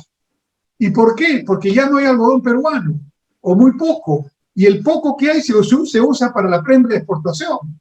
Entonces, otra cosa importante, van a cambiar el hábito de consumo, porque dice que quieren cambiar la forma en que comemos, para que se coma más nutritivo, estoy de acuerdo, pero más nacional. Ese cuento también ya ocurrió en los años 70. para los que son muy jóvenes como tú, no saben que en los años 70 el gobierno militar quiso que dejáramos de comer el pan que comemos en la panadería. O sea, el pan que se hace con el maíz importado, perdón, con el trigo importado, ¿no? Entonces dijeron, no, ya no se come ese pan porque el trigo es muy caro, el tipo de cambio está muy caro, entonces todo el mundo come papapán y camotepán. Y la Universidad Agraria hizo un prototipo de camotepán que a mí me gustaba, la verdad, y de papapán, porque papa y camote tenemos abundantemente y trigo no. Entonces, ¿qué pasó? Nadie compraba ese pan en la panadería. A la gente no le puedes cambiar el consumo por un decreto o por una ley, ¿no? La gente come lo que quiere comer, lo que desea comer, lo que puede comer también. Pero eso es una demagogia pura, ¿no? Entonces, tratar de cambiar eso es un tema que es muy difícil y vas ahí ya no con asuntos políticos, sino con asuntos de libertad de elección de consumidor, ¿no es cierto? Por supuesto que puede haber una campaña para tratar de comer más sano, pero entre otras cosas el pan subió, por eso está, porque el pan ha subido hace poco en la panadería, pero el pan ha subido porque el tipo de cambio subió, y el tipo de cambio subió porque había temor de que salga el señor Castillo, y al subir el tipo de cambio, el trigo importado que viene para el pan, eso les cuesta más, ¿no? Porque el tipo de cambio es más caro. Igual el trigo que va al fideo, igual el maíz importado que viene para el pollo, y subió el pollo también, ¿por qué? Porque el pollo come alimento balanceado, y parte de ese alimento balanceado se compra afuera con el maíz. Entonces alguien diga que le den a los pollos maíz nacional. Eso también ya ha existido, ¿no? Entonces, yo lo que noto también, más allá de la anécdota, es que hay bastante improvisación y tremendo desconocimiento de la historia del Perú en los últimos 50 años. Así es, doctor. Y es verdad, ¿no? Como para cerrar el tema de este proceso electoral, para poder entrar un poco al tema de transporte, también el tiempo nos gana, el tiempo también, se ve, pues, ¿no? Se ve una juventud, yo lo veo a mi edad, sí decepcionada un poco de la política. Piensan que el cambio está en las buenas intenciones, porque tampoco no hay que juzgar mucho tal vez, también mi padre es profesor, profesor Pedro Castillo. Mi madre fue profesora también, conozco el tema de lo abnegado que es el profesor.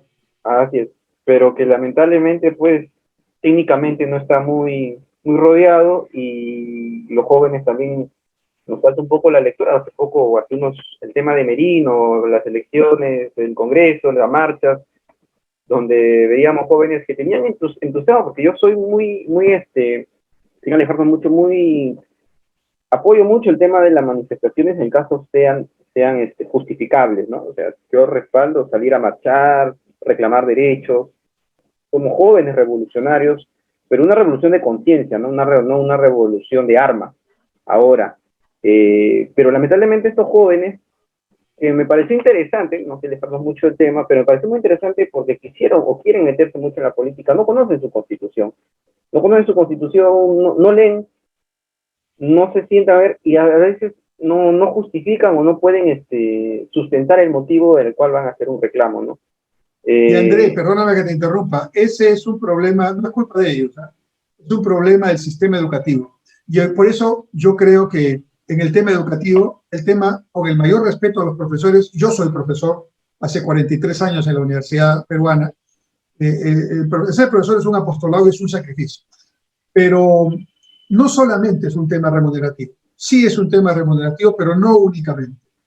A mí me preocupa mucho que en las propuestas de un maestro, el señor Castillo es un maestro y un maestro rural, ¿no?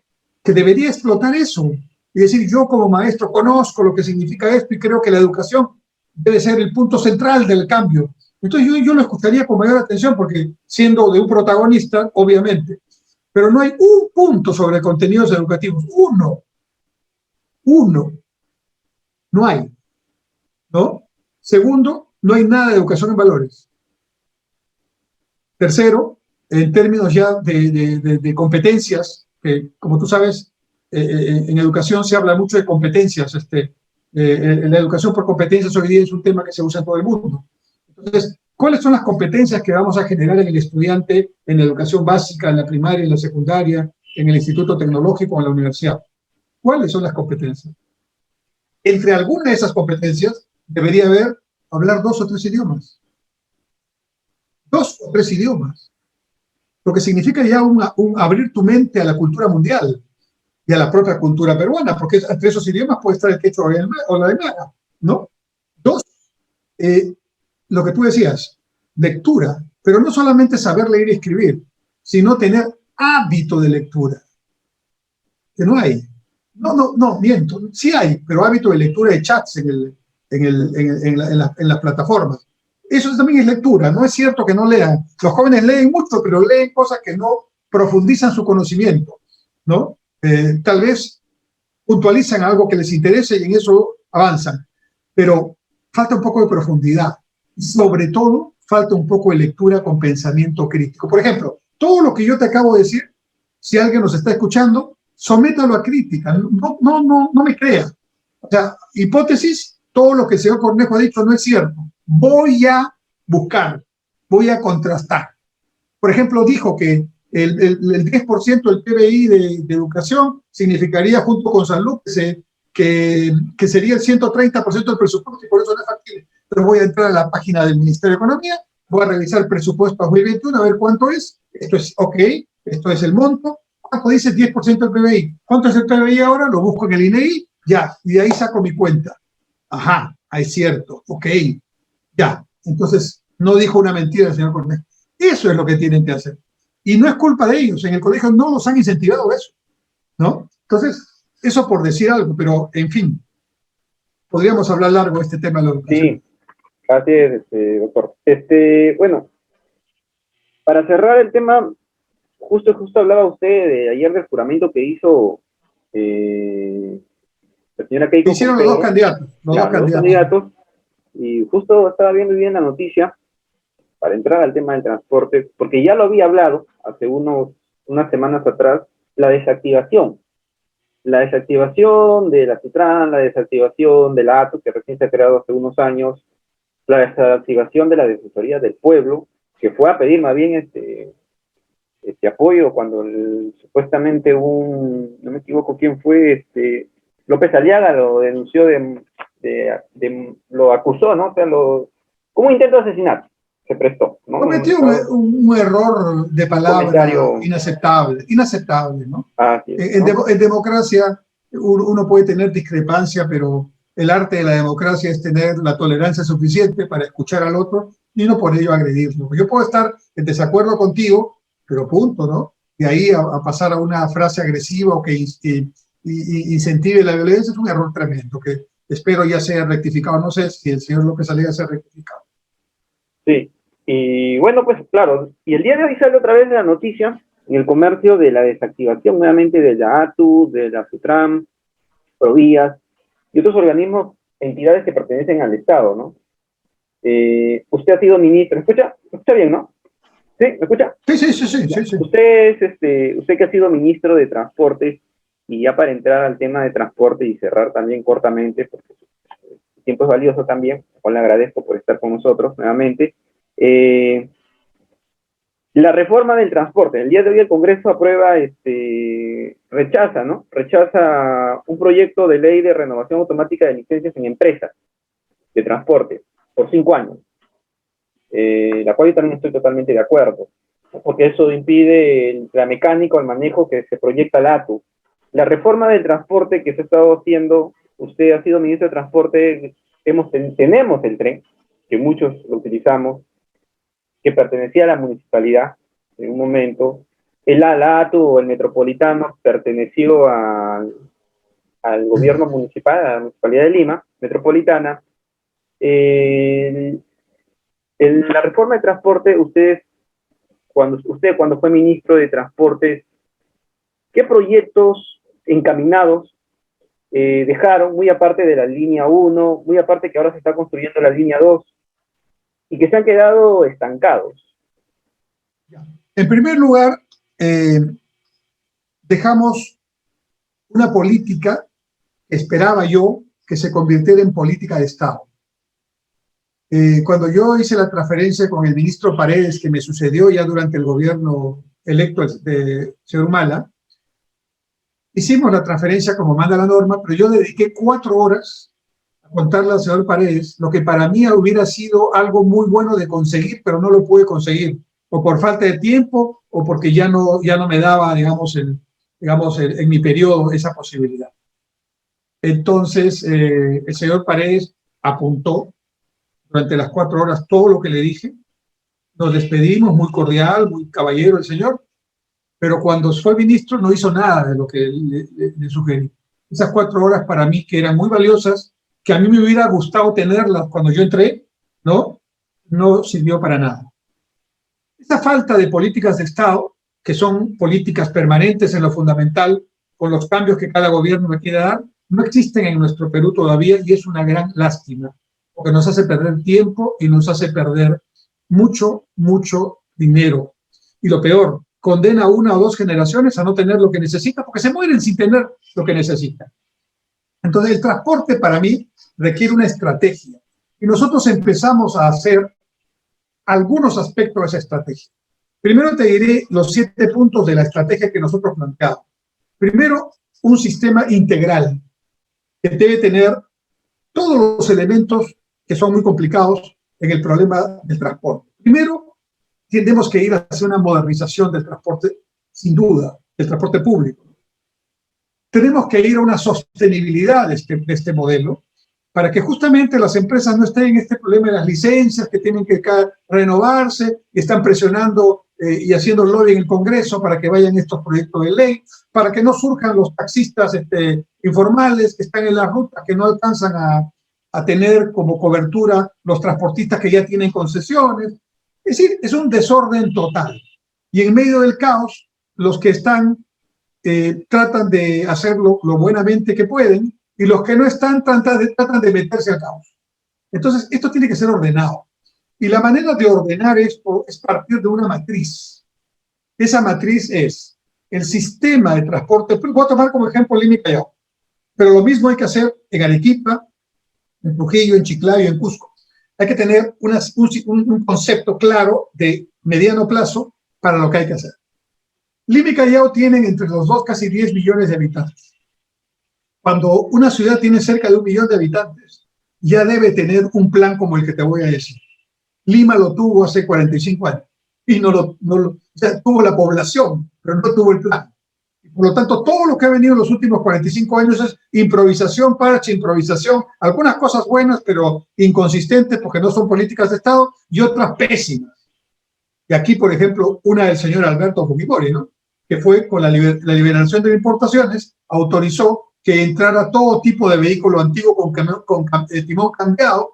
Y claro, todo el mundo que se había salido del sector público encontró que su nuevo trabajo era convertirse en empresario del transporte público. Y se compraron 3 o 4 ticos para hacer taxi, ¿no? Pero había en el sur unos centros de transformación, vehículos que valían nada. En Japón o en Estados Unidos se compraban solamente pagando el flete para que lleguen acá, y aquí se los convertía, porque nuestros mecánicos son unos magos, se los convertía en unos autos bien planchaditos, ¿no?, que valían $8,000, $9,000. Y esos eran los autos con timón cambiado, lo cual es un peligro tremendo. Tú eres ingeniero de transporte, ¿no? Tú sabes que la lógica de un vehículo está hecha, si está el timón a la derecha, a la izquierda es otra organización, por decirlo en mis palabras, ¿no? Entonces, se hizo eso y, digamos, se produjo un desorden total, se institucionalizó el desorden. Pero eso fue uno de los problemas. El otro problema es que a la falta de modernidad y al caos se unió la contaminación. Nosotros tenemos que avanzar a una matriz energética donde el diésel ya esté en 0. Eso es uno de nuestros compromisos en COP21. Así que avanzar hacia vehículos de uso de combustible, de híbridos y autos eléctricos y vehículos de transporte eléctricos es una tarea de Estado, no tiene color político. Y el tercer elemento es un concepto de orden. El orden debe partir de tu sistema circulatorio. ¿Dónde está? El corazón. El corazón es el clave en el sistema circulatorio, ¿no? Bombea la sangre, va y viene la sangre e irriga todo el cuerpo. Donde no hay sangre se muere, tienen que apuntar teniendo. Entonces, ¿qué cosa es el corazón en un sistema de transporte público? La red pública de transporte masivo, y es el metro. ¿Por qué el metro? Porque el metro es el que más población puede incorporar. Un tren con 6 vagones te maneja 1.200 personas por viaje. el bus más largo que puede manejar, incluso hay bifurcados, ¿no? O sea, con dos acordeones, hay en varias ciudades de América Latina, ese te puede llevar, puede ser 300 personas, 350 personas, y no es lo recomendable. Entonces, el tren, con sus vagones y sus líneas, y la frecuencia de sus líneas, es el gran estructurador. Nosotros dejamos un sistema diseñado con 5 rutas ya estudiadas. El gobierno de Humala agregó una 6ª ruta, o sea que hoy día tiene 6 rutas, y la estructuración era la línea 1 que dejé yo, ¿no? La línea 1, pero había que hacer la línea 2 para formar el cruce. La línea 1 va de sur a este, ¿no? Noreste. La línea 2 va de centro hacia el mar, hacia occidente, hacia el oeste. Ese cruce ya le da la definición de sistema y esa línea 2 debería estar lista ya, ¿no? Pero bueno, eso tiene una explicación por qué no está lista. Porque no hay políticas de Estado, pero es otro tema. Entonces, dejé también la línea 3, la 4, la 5, la 5 no, la 3 y la 4, sí, la 3, la 4 y la 5 ya diseñadas, son solamente para que se convoque para los estudios. Si tenemos ese sistema, entonces el metro con sus 5, 6, 7, 20 líneas que tenga cuando sigue creciendo la población, pero con algo estructurado, entonces esto tiene que ir vinculado a una planificación urbana, ¿no? Entonces, por donde va el metro, se va generando una suerte de nueva habilitación urbana, nuevos parámetros. Por ejemplo, la línea 2, que está en construcción, viene desde el Ate, va hasta Santa Anita, de ahí por Ayllón, se va a Ayllón hasta el centro de Lima, hasta la Plaza Grau, ahí se conecta con el Metropolitano, de ahí se va por Venezuela se va hasta la Universidad de San Marcos, ahí hace derecha, todo subterráneo. Se va hasta Colonial, de Colonial hacia izquierda, y por Colonial se va hasta cerca del puerto del Callao, y hay una desviación de 7 kilómetros hacia el aeropuerto. Mira lo importante que es la línea 2. Y la 3, la 4, la 5 y la 6 son complementos. Una va por la avenida del Quipa, otra va desde la Universidad Ricardo Palma, ahí en la Panamericana Sur, y entra y se mete también complementariamente, y conectan. Entonces ya, esa red, un objetivo de Estado debería ser completada lo más rápido posible. Yo hice una red, una línea, en 18 meses. En 18 meses. O sea, esa línea se inauguró en 18 meses. Y la línea 2, cierto que es subterráneo, pero ya tiene 7 años. Y apenas está en el 35% de avance, 40%. Y soy generoso. Cuesta muchísimo más de lo que nos dijeron. ¿Por qué? Porque no hay políticas de Estado, porque se improvisa. Luego vienen los corredores. Ahí entra el metropolitano. Solo tenemos una troncal, que es la del actual metropolitano. Pero en el plan metropolitano hay 3 troncales. O sea, hay 3 metropolitanos, vamos a llamarle así, 3 rutas. Y la primera que tenemos ni siquiera está completa. Ahora la están ampliando por el alcalde. Pero esa troncal debe llegar hasta, por lo menos, hasta Puente Piedra, si no hasta Ancón, pero por lo menos hasta Puente Piedra. Y luego vienen las otras 2 troncales, y ahí tenemos las 3 líneas del metropolitano que complementan al metro, y entre las 2 tienen que llevar la mayor cantidad de población que necesita transporte. Luego vienen los alimentadores e integradores para metropolitanos y para los metros. Y entonces, si trabajamos de esa manera, ya tenemos que hacer las estaciones múltiples. Si estoy trabajando el metro por abajo, ya tengo que planear que no voy a hacer 3 veces el mismo hueco. Entonces, cuando yo esté con mi metro en todas mis líneas, yo abajo tengo que conectarme con el bus o con el intercambiador, como sucede en Madrid, en Japón, en Nueva York, ¿no? Los intercambiadores no están en el techo, ¿no? Están abajo. Y eso toma años hacerlo si no se planifica bien. Entonces, ahí vamos articulando. Si eso es así, logramos estos 2 primeros objetivos, que son por lo menos unos 10 o 15 años bien trabajaditos, ¿no? Pero con resultados en el camino, ¿no? Y haciendo cosas con el mismo criterio, no cambiando cada gobierno. Entonces ya logramos atender por lo menos al 50 o 60% de la demanda, y entonces ya no aparecerían ni las combis, ni los micros, ni aparecerían mucho de lo que están ahora. Pero tranquilos, si hay transportistas que nos están viendo. ¿Qué hacer con ellos desde ahora? no entrar al discurso y decirle, yo te desapareceré el acto, aplausos. Va al otro público y le dice, yo te desapareceré el SUNEDO, aplausos. Va al otro público y le dice, yo te desapareceré todo, ¿no?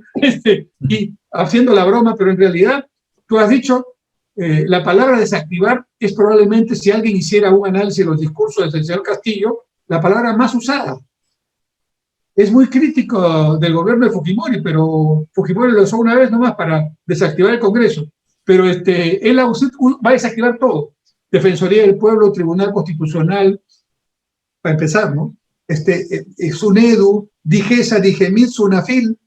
Es decir, bueno, entonces a las actuales empresas de transporte, desde ahora, los haría, pienso, deberíamos hacerlos, formar parte de este proyecto, como hicieron los colombianos y los ecuatorianos. La diferencia grande en la manera como se ha hecho concesiones en el Perú, en el metropolitano y en otras rutas de alimentadores, es que prácticamente por las condiciones que se pusieron, solo podían entrar consorcios extranjeros o asociados con extranjeros los peruanos, pero muy pocos los peruanos. ¿Qué hicieron en Colombia y Ecuador? Donde ya han hecho esto, con un problema mucho menos grave, es cierto, que el del nuestro, porque el nuestro es el zoom de los problemas. Ellos convencieron a los empresarios transportistas actuales de las unidades menores a entrar en una inversión y los ayudaron para entrar en una inversión para ser las empresas alimentadoras e integradoras en su momento. No el metropolitano ni el metro, porque esas inversiones son grandes, pero sí los alimentadores. De manera tal que el efecto impacto social de entrar a la modernidad no originó un problema tan grave de desempleo y desactivación de las empresas actuales. Y luego tenemos que seguir, el sistema no queda ahí. Luego tenemos que entrar con las rutas urbanas y los periféricos. Hay un periférico vial urbano que conecta el Callao con la Panamericana Sur, ¿no? Periférico vial norte, se llamaba anillo vial periférico, también lo llaman. Ya está planificado, está entre los 100.000 millones de soles de proyectos de inversión pública que ya están listos para ejecutarse el día que alguien diga que se ejecuten, ¿no? Bueno, Eso es importante, creo, ¿no? ¿Por qué? ¿Perdón? En Independencia, creo que había un periférico en Independencia con San Juan de Lurigancho. Ese es el nace en el Callao. Y se va por toda la zona norte, pero por arriba, ¿no? Y termina por allá por Villa Salvador, pero afuera en la Panamericana Sur. Y esa sería la ruta no solamente para los camiones, pero principalmente la ruta camionera. Como tienen todas las ciudades, que tienen no uno, dos, tres, México DF, ya no se llama DF, Ciudad de México, tiene 3 anillos, ¿no? Entonces, las circunstancias de vías rápidas urbanas para los vehículos de transporte, para los camiones, que fundamentalmente también, y los buses, que generan una congestión cuando entran a las zonas urbanas, y luego una organización y un ordenamiento de los taxis. Evidentemente son 100.000 o 120.000 los actuales. Obviamente un número mayor no es factible. Y dentro de los que hay, yo creo que habría que organizarlos por rutas, para que no todos estén en la misma ruta, pues. Porque resulta que hoy día, como los alimentadores y el propio metropolitano no es suficiente, aparecen los taxis colectivos. Pero los taxis colectivos no aparecen de la nada. Ahí me sale el economista, ¿no? Aparecen porque hay demanda. ¿Y por qué hay demanda? Porque la frecuencia entre bus y bus del metropolitano o del alimentador es muy larga, en hora punta. Y la gente en hora punta o quiere llegar temprano a su trabajo o quiere llegar rápido a su casa. Entonces prefieren pagar más, con lo cual la demanda insatisfecha está dispuesta a pagar más, fíjate, con tal de llegar más rápido en el taxi colectivo. O sea, no es que la gente quiera desviarse de la modernidad o de la legalidad, es que hay una demanda insatisfecha. Y eso se produce porque no hay este concepto integral que estoy diciendo. Y a esto hay que agregarle el concepto de los trenes de cercanía. Hay uno pensado para el norte, debe haber otro para el centro, que tendría que ser el propio ferrocarril central adaptado, y al sur no está todavía el concurso, pero ya debería haber uno también.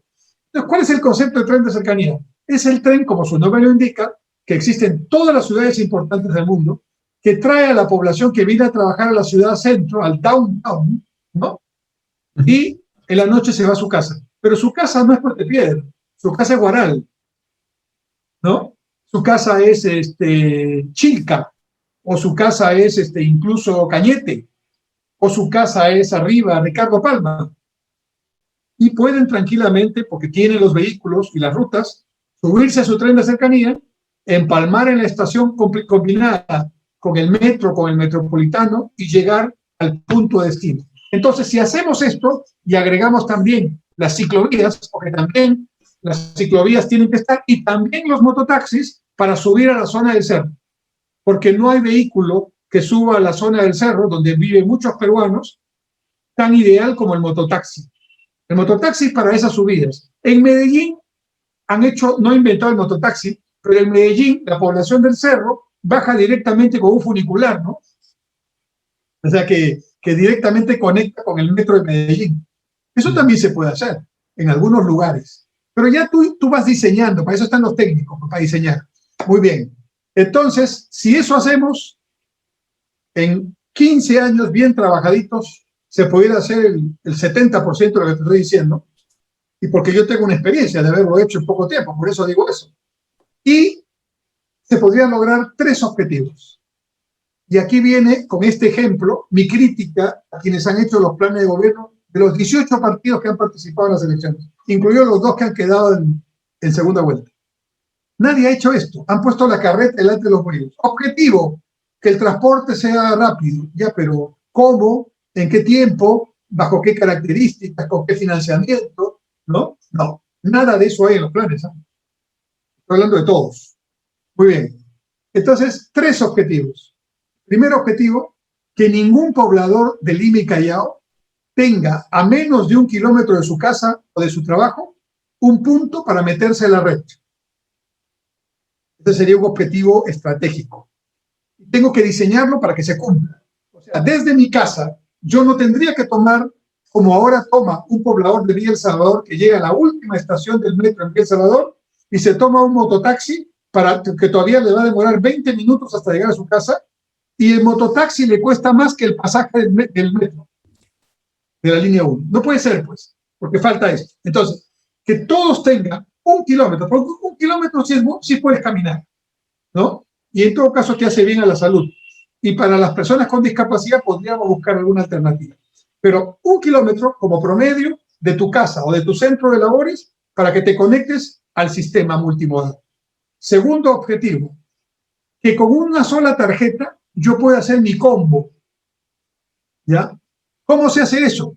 Que todas las concesiones y todas las construcciones que se van haciendo van integrando sus sistemas de información, de manera tal que un solo sistema de recaudo administra todos los sistemas, aunque sean de diferentes empresas o municipalidad o quien sea. Ocurre eso en todas las ciudades del mundo. No hay que inventar mucho, simplemente hay que comprar los softwares y esto se puede hacer. ¿Se hace en el Perú? No. La línea 1 del metro tiene su propio sistema de recaudo y el metropolitano tiene su propio sistema de recaudo. Y ahí nomás ya notamos cómo no estamos avanzando en el camino correcto. Y tercer objetivo, que como consecuencia de todo lo que te he dicho, las 3 horas en promedio que hoy dedicamos en el día, sin pandemia, por supuesto, ahora estamos en la casa, para transportarnos, se reduzcan por lo menos en 1 hora y media, si no en 2. Mi objetivo sería que tú estés en transporte público en promedio 1 hora nada más, y no 3 como ahora. En promedio, porque si yo vengo de los extremos son 5 horas ida y vuelta, 2 y media, 2 y media. Y esa es la razón por la cual mucha gente no solamente está descontenta, sino y está contaminada y está contagiada, porque a más trayecto en un vehículo, mayor posibilidad de contagio, y además está contaminada por la cantidad de tiempo que estás expuesta a los gases. Este es un ejemplo de lo que hicimos. También ordenamos un poquito el camino, sacamos el Reglamento Nacional de Transporte, que me costó mucho porque había muchos que no estaban de acuerdo, ordenamos un poquito el tema. Yo soy el autor, en base a una gestión que hicimos ante el Tribunal Constitucional, de que ya no ingrese más al Perú desde hace muchos años autos usados con timón cambiado. A mí se me debe eso, y por supuesto por eso tuve muchísimos problemas. Incluso me llamaron al Congreso para que explicara cómo iba a dejar sin trabajo a los centros autorizados para el cambio de timón, pero yo me reafirmé, creo sinceramente que fue una muy buena decisión, porque tenemos que empezar a dar señales de rejuvenecimiento del parque y de parque más limpio. Y eso era un contrasentido total, ¿no? También en mi gestión pusimos la disposición de las luces prendidas en carretera durante el día, que también me costó mucho. Me dijeron hasta que yo seguramente tenía intereses en meter luces cuando dejara de ser ministro para los vehículos, ¿no? Cuando está demostrado en la mayoría de las ciudades importantes del mundo que en carretera, luces prendidas te disminuyen 17% promedio los accidentes de tránsito de día, ¿no? Y también pusimos algunas condiciones que a algunos no les gustaron, pero que hoy permiten que haya menos accidentes de tránsito.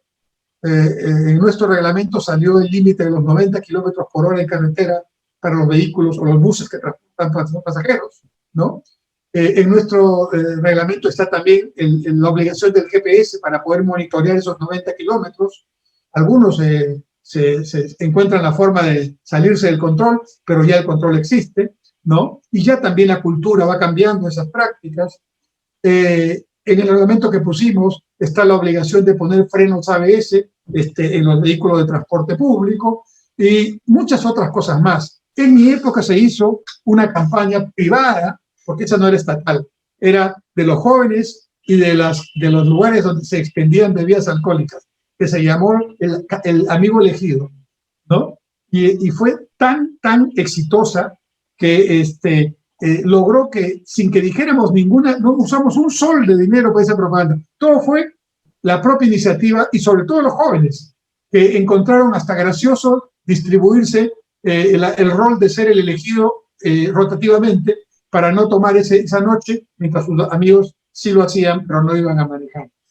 Son algunos de los temas que hicimos. No pudimos hacer más, pero sin duda, si en algún momento, Dios quiera, podemos tener esta red que te he resumido así apretadamente, el metro y el metropolitano con sus 3 troncales y el metro con sus 6 líneas, aunque sea avanzado en un 50%, yo sí me sentiré muy satisfecho, porque sentiré que ese esfuerzo que hicimos para hacer la línea 1 contra viento y marea, en medio de una ciudad que no se movió, que no cambió, que no dejó, no se paralizó, y que pudimos hacerlo en 18 meses, fue una semilla muy importante que luego permite eso. Pero hay que lograr que las siguientes autoridades, no solo de este gobierno que viene, sino de los próximos 3 o 4 gobiernos, tengan un acuerdo sobre este tema.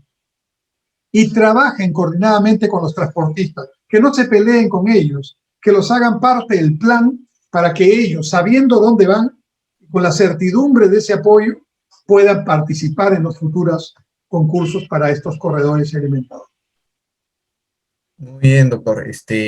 Bueno, doctor, para cerrar y ya no quitar ya también el tiempo apremia, bueno, justo, bueno, yo la otra semana tengo un conversatorio con un especialista respecto, un amigo, un licenciado, tal vez lo conoce usted, es Israel Ulfe, que ha estado en todo Lima Metropolitana, el Cono Norte, viendo el tema de los peajes. Y eso de los peajes también lo hablan en el tema del plan de gobierno de Cedrón, bueno, de Perú Libre, ¿no? Y usted seguramente conoce mucho de este tema, y le toco el tema porque quiero quedarme con un mensaje de usted para poder transmitirle a esta persona que voy a entrevistar la otra semana y saber cuál es el asunto, el problema. Sé que es un tema de contrato, porque los peajes, bueno, conocemos, los que poco conocemos, no conozco todo de Lima a nivel del Perú, pero los principales que conocemos por el Cono Norte, está el de Puente Piedra, era antes de doble sentido, se hizo una lucha de la población por un sentido. El de más cerca del norte, del sur, está el de Javier Prado, creo cerca a Lurín hay otro, Chilca hay otro, bueno. Particularmente yo como profesional, como poblador, sí discrepo mucho de los peajes que están cerca de cono a cono. Incluso a veces tengo el temor de para ir a Lima, si voy con mi movilidad, tengo que pagar un peaje. O sea, para entrar a Lima, tengo que pagar un peaje. De Comas a Lima, pues yo vivo en Comas, pagar un peaje, ¿no? Y yo no sé qué, se entiende que la municipalidad, EMAPE, si no me equivoco, EMAPE, tenía que ver en esto de los peajes. ¿Qué solución, qué cambio, qué ¿qué se podría mejorar en estos peajes que son 5 soles 20, 5 soles 50, que para mí son peajes que particularmente no deberían de ir, particularmente? Yo creo que el Estado o las municipalidades deberían de hacerse cargo. Me parece muy bien que los peajes en Chilca, Paria Cañete, Ica, sentido contrario, Chimbote, sí sean concesionadas porque son peajes aislados, donde no hay población, donde están abandonados, por decirlo así. Me parece muy bien que sean los peajes ahí establecidos, incluso el precio se tendría que respetar de acuerdo a un contrato. Pero ¿qué pasa con estos peajes de Lima metropolitana prácticamente, que A ver, embarcan todo esto? voy a empezar con una reflexión. En el mundo, y también en el Perú, no hay ningún peaje que sea demandado como incorrecto cuando la población está satisfecha con el servicio. Te repito, nadie protesta por un peaje cuando digamos, el peaje evidentemente está generando una mejora en tu nivel de vida, llevándote seguro, llevándote rápido, llevándote por una autopista o por una vía que definitivamente tiene mantenimiento, no tiene huecos, etcétera, etcétera. Eso lo he visto en diferentes partes del mundo. El peaje se usa en todo el mundo, ¿no? Y como concepto, el peaje es un precio, ¿no? Pero nadie protesta por un precio cuando se siente satisfecho por lo que está recibiendo. Pero lo primero que hay que decir es que si hay protesta por los peajes, no solamente es por la situación económica, sino fundamentalmente porque no se ve un servicio que corresponda a los estándares que se dijeron que se iban a dar. Primer tema. Segundo tema, has tocado un asunto fundamental. En Lima metropolitana y el Callao también, por la forma tan desordenada como se ha organizado las ciudades, la carretera panamericana debería llamarse Avenida Panamericana Norte, Avenida Carretera Central y Avenida Panamericana Sur hasta por lo menos tranquilamente Vía El Salvador. ¿Y por qué? Porque en otros países las carreteras están fuera de las ciudades.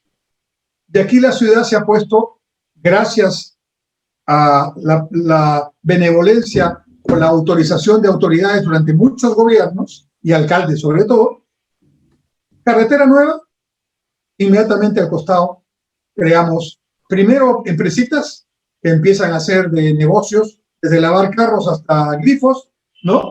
Y luego viviendas, y luego ya más viviendas, y hoy día no tenemos sitios que ya no tengan viviendas en lo que es Lima metropolitana.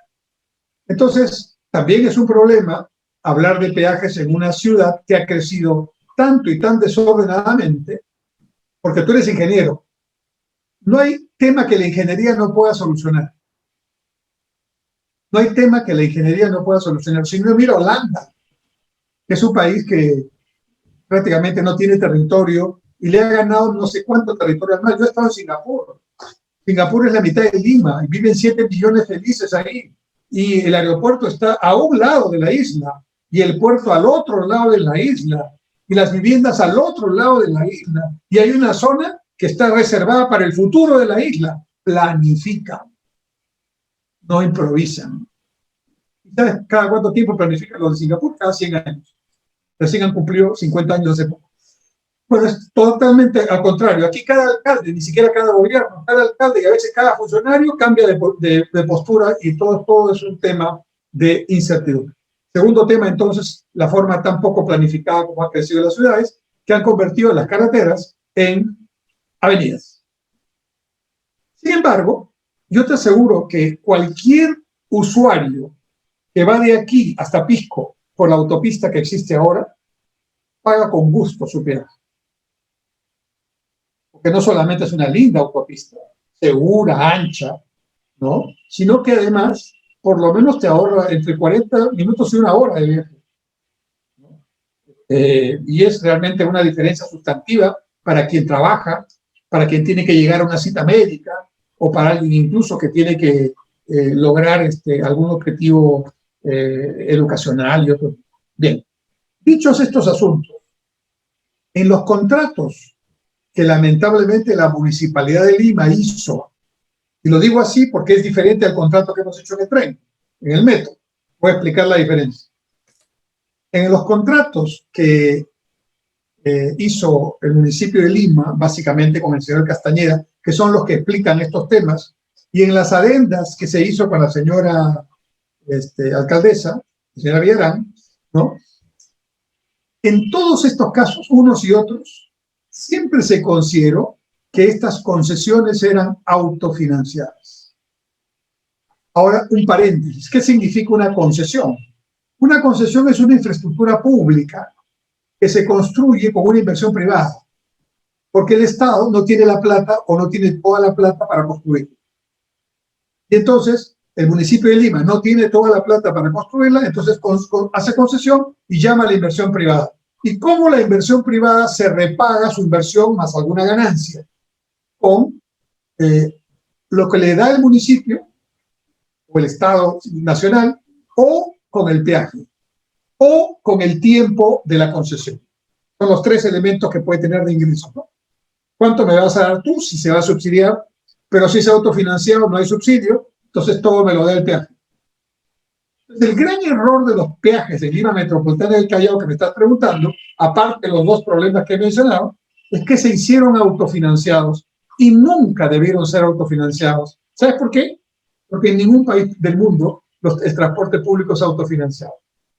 Es cofinanciado. La inversión privada entra, pero el Estado pone una parte de la plata. Y el Estado subsidia el peaje o tarifa. Te lo voy a poner al revés ahora. No te voy a hablar de los peajes, te voy a hablar de la tarifa del tren eléctrico, del metro. ¿Cuánto pagas de pasaje cuando usas el metro? El metro es un sol 50, bueno, yo uso más el metropolitano. Sol 50. Ya, ok, bueno, un sol 50. Usemos el metro, un sol 50. ¿Sabes cuánto es su costo? Una idea. O sea, ¿cuánto debería ser la tarifa, el pasaje, si yo cubriera el costo que significó la construcción del metro? ¿Cuánto crees? Dame una idea, cualquiera. El costo total del metro. Dime, ¿qué precio crees que debería ser el pasaje para cubrir el costo total? Por persona, claro. ¿Sabes cuánto es? 4 soles 50. Si yo hubiera hecho autofinanciado el tren, yo tendría que cobrarte 4 soles 50 por cada viaje. Y tú no pagarías. Y aunque tuvieras la plata, me dirías, vayas al demonio y nunca voy a hacer eso. Porque esto es un abuso, ¿no es cierto? A pesar de que el servicio del tren es último. Entonces, en el transporte público se subsidia. Esto lo hace Estados Unidos, lo hacen los de Estados, ¿no? Con los metros de las ciudades, lo hace Japón en Tokio, lo hace España, lo hace Barcelona, todos subsidian una parte del costo. Entonces, cuando se hicieron estos contratos de las concesiones, tanto de la, ¿cómo se llama? Una de Rutas de Lima y la otra era Línea Amarilla, ¿no? Ahora se llaman, no sé si se llaman igual, ¿no? Estas concesiones se hicieron autofinanciadas, es decir, el peaje pagaba el 100% de la inversión. Error. ¿Cuál es la solución que creo yo que hay que hacer? Porque es una solución que parte de un error que no le corresponde al usuario, ¿no?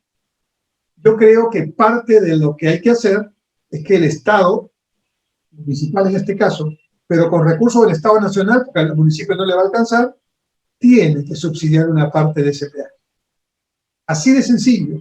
Y aquí no hay ideología de por medio, sino es una razón práctica.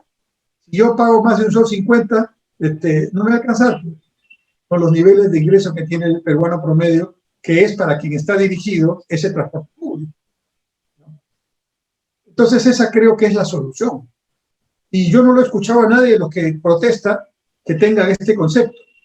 Y creo que a futuro debería exigirse que todos los contratos de concesión que tienen que ver con transporte público sean cofinanciados sin ninguna duda. Y ese sería ya una buena solución al problema futuro. En el corto plazo se requieren recursos, eso implica renegociar el contrato y hacer que el Estado nacional o el Estado municipal, a través con fondos del Estado, subsidie una parte de lo que hoy solo el peaje tiene que responder. Y tranquilamente el peaje podría pasar al 50% o tal vez al 40%, ¿no? De lo que se paga, y ya los servicios que esa vía tiene es una cuestión que hay que vigilar. Evidentemente, a más servicios que le pongas, más cómodo va a tener el usuario el transporte. Ahora, ¿por qué ha surgido más el problema en el norte y no tanto en el sur? ¿Te has preguntado eso? En el norte es porque no hay otra vía de acceso. Eso, y eso es un tema, otro error del contrato de concesión, ya para el norte. Dice la Constitución que yo puedo hacer concesiones, pero el tránsito libre yo no lo puedo evitar. Es inconstitucional que yo le diga a la gente, solo puedes pasar por este sitio donde pagas peaje. En el caso del sur, por lo menos hasta Pucusana, o un poquito hasta ¿cómo se llama? Santa María, tú tienes oportunidad desde el centro de Lima hasta Santa María de irte sin pagar un solo peaje. Te vas por la antigua Panamericana, que ahora tiene una carretera ya prácticamente completo, por los Panamericanos hizo eso. Yo puedo llegar a la izquierda de la Panamericana, me voy hasta Lurín, y de Lurín cruzo y me voy por la parte de balnearios hasta Santa María. Y debería completarse hasta Pucusana, porque hasta ahí la concesión. Eso lo debería hacer el municipio de Lima, ¿no? Y ahí sí estás bien. Si la población no quiere pagar el peaje, porque considera que no es un servicio que le esté dando una satisfacción o no tiene el recurso, pues se va o por su transporte privado o con su transporte público por la vía auxiliar. Eso ocurre también en todas las ciudades. Aquí en el norte no hay vía auxiliar, porque yo puedo inventarme alguna vía auxiliar hasta el puente Chillón, pero en el puente Chillón solo puedo pasar por el puente Chillón. Entonces prácticamente lo que me están diciendo es o pasas por aquí o pasas por aquí. Todos son errores de origen del contrato. Yo creo que hay que corregir. Ok, doctor. Bueno, doctor Enrique Cornejo, ya no alargo más el tiempo. Ha sido no es muy tarde para decirle tertulia, pero un conversatorio muy interesante y muy nutritivo intelectualmente para los que le estamos escuchando. De verdad, nos ha servido mucho, nos has despejado las dudas políticamente, hablar de las elecciones. Esperamos contar con usted en otra oportunidad. Yo sé que usted siempre, bondadosamente, siempre lo mucho que sabe, trata de cultivar y compartir con los demás, ¿no? Como siempre decía, ¿no? Un pensador, si sabes, enseña, si no sabes, aprende. Así es de que, bueno, en esta oportunidad lo hemos tenido a usted, agradecido nuevamente por tenerlo en la asociación, siempre usted una persona muy particular, en la asociación siempre lo hemos llevado a la universidad, porque la asociación se crea en la Universidad Nacional Federico Villarreal, Sí, claro. donde usted Además es también la ha sido pionera en esta carrera. docente y también llevó una maestría, si no me equivoco, estudió en la Villarreal creo también. El doctorado Del lo hice doctorado, en la así es, y bueno, y ahí está la carrera de Ingeniería de Transporte, ¿no? Que ya tenemos ya prácticamente 30 años. Antiguamente la invitaba como estudiante, bueno, ahora yo ya soy egresado, pero como joven y como muchos jóvenes que hemos terminado la carrera hace unos años atrás, tenemos que seguir no solamente haciendo técnicamente nuestra vida profesional, sino no alejándonos de la política, ser tecnócratas, como dicen algunos, involucrarnos más en esta situación que nos conlleva a que podamos hacer mejoras, como usted también lo dice, ¿no? Como profesionales, como ingenieros que somos. Agradecido con usted, doctor Enrique Cornejo. Espero verlo nuevamente. Sé que lo voy a ver nuevamente en cualquier rubro, porque usted, bueno, pues es multifacético técnicamente. Así que lo vamos a tener de todas maneras, doctor Enrique Cornejo. Y gracias, muchas gracias.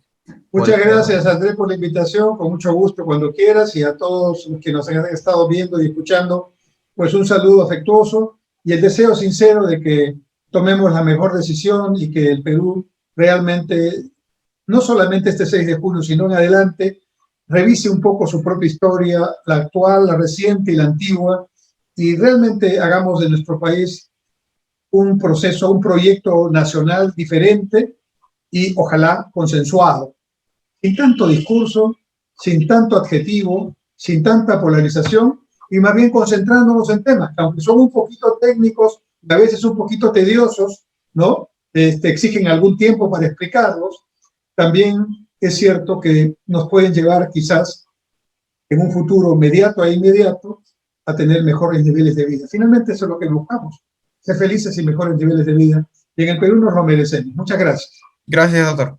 Un saludo y hasta una nueva oportunidad. Bueno.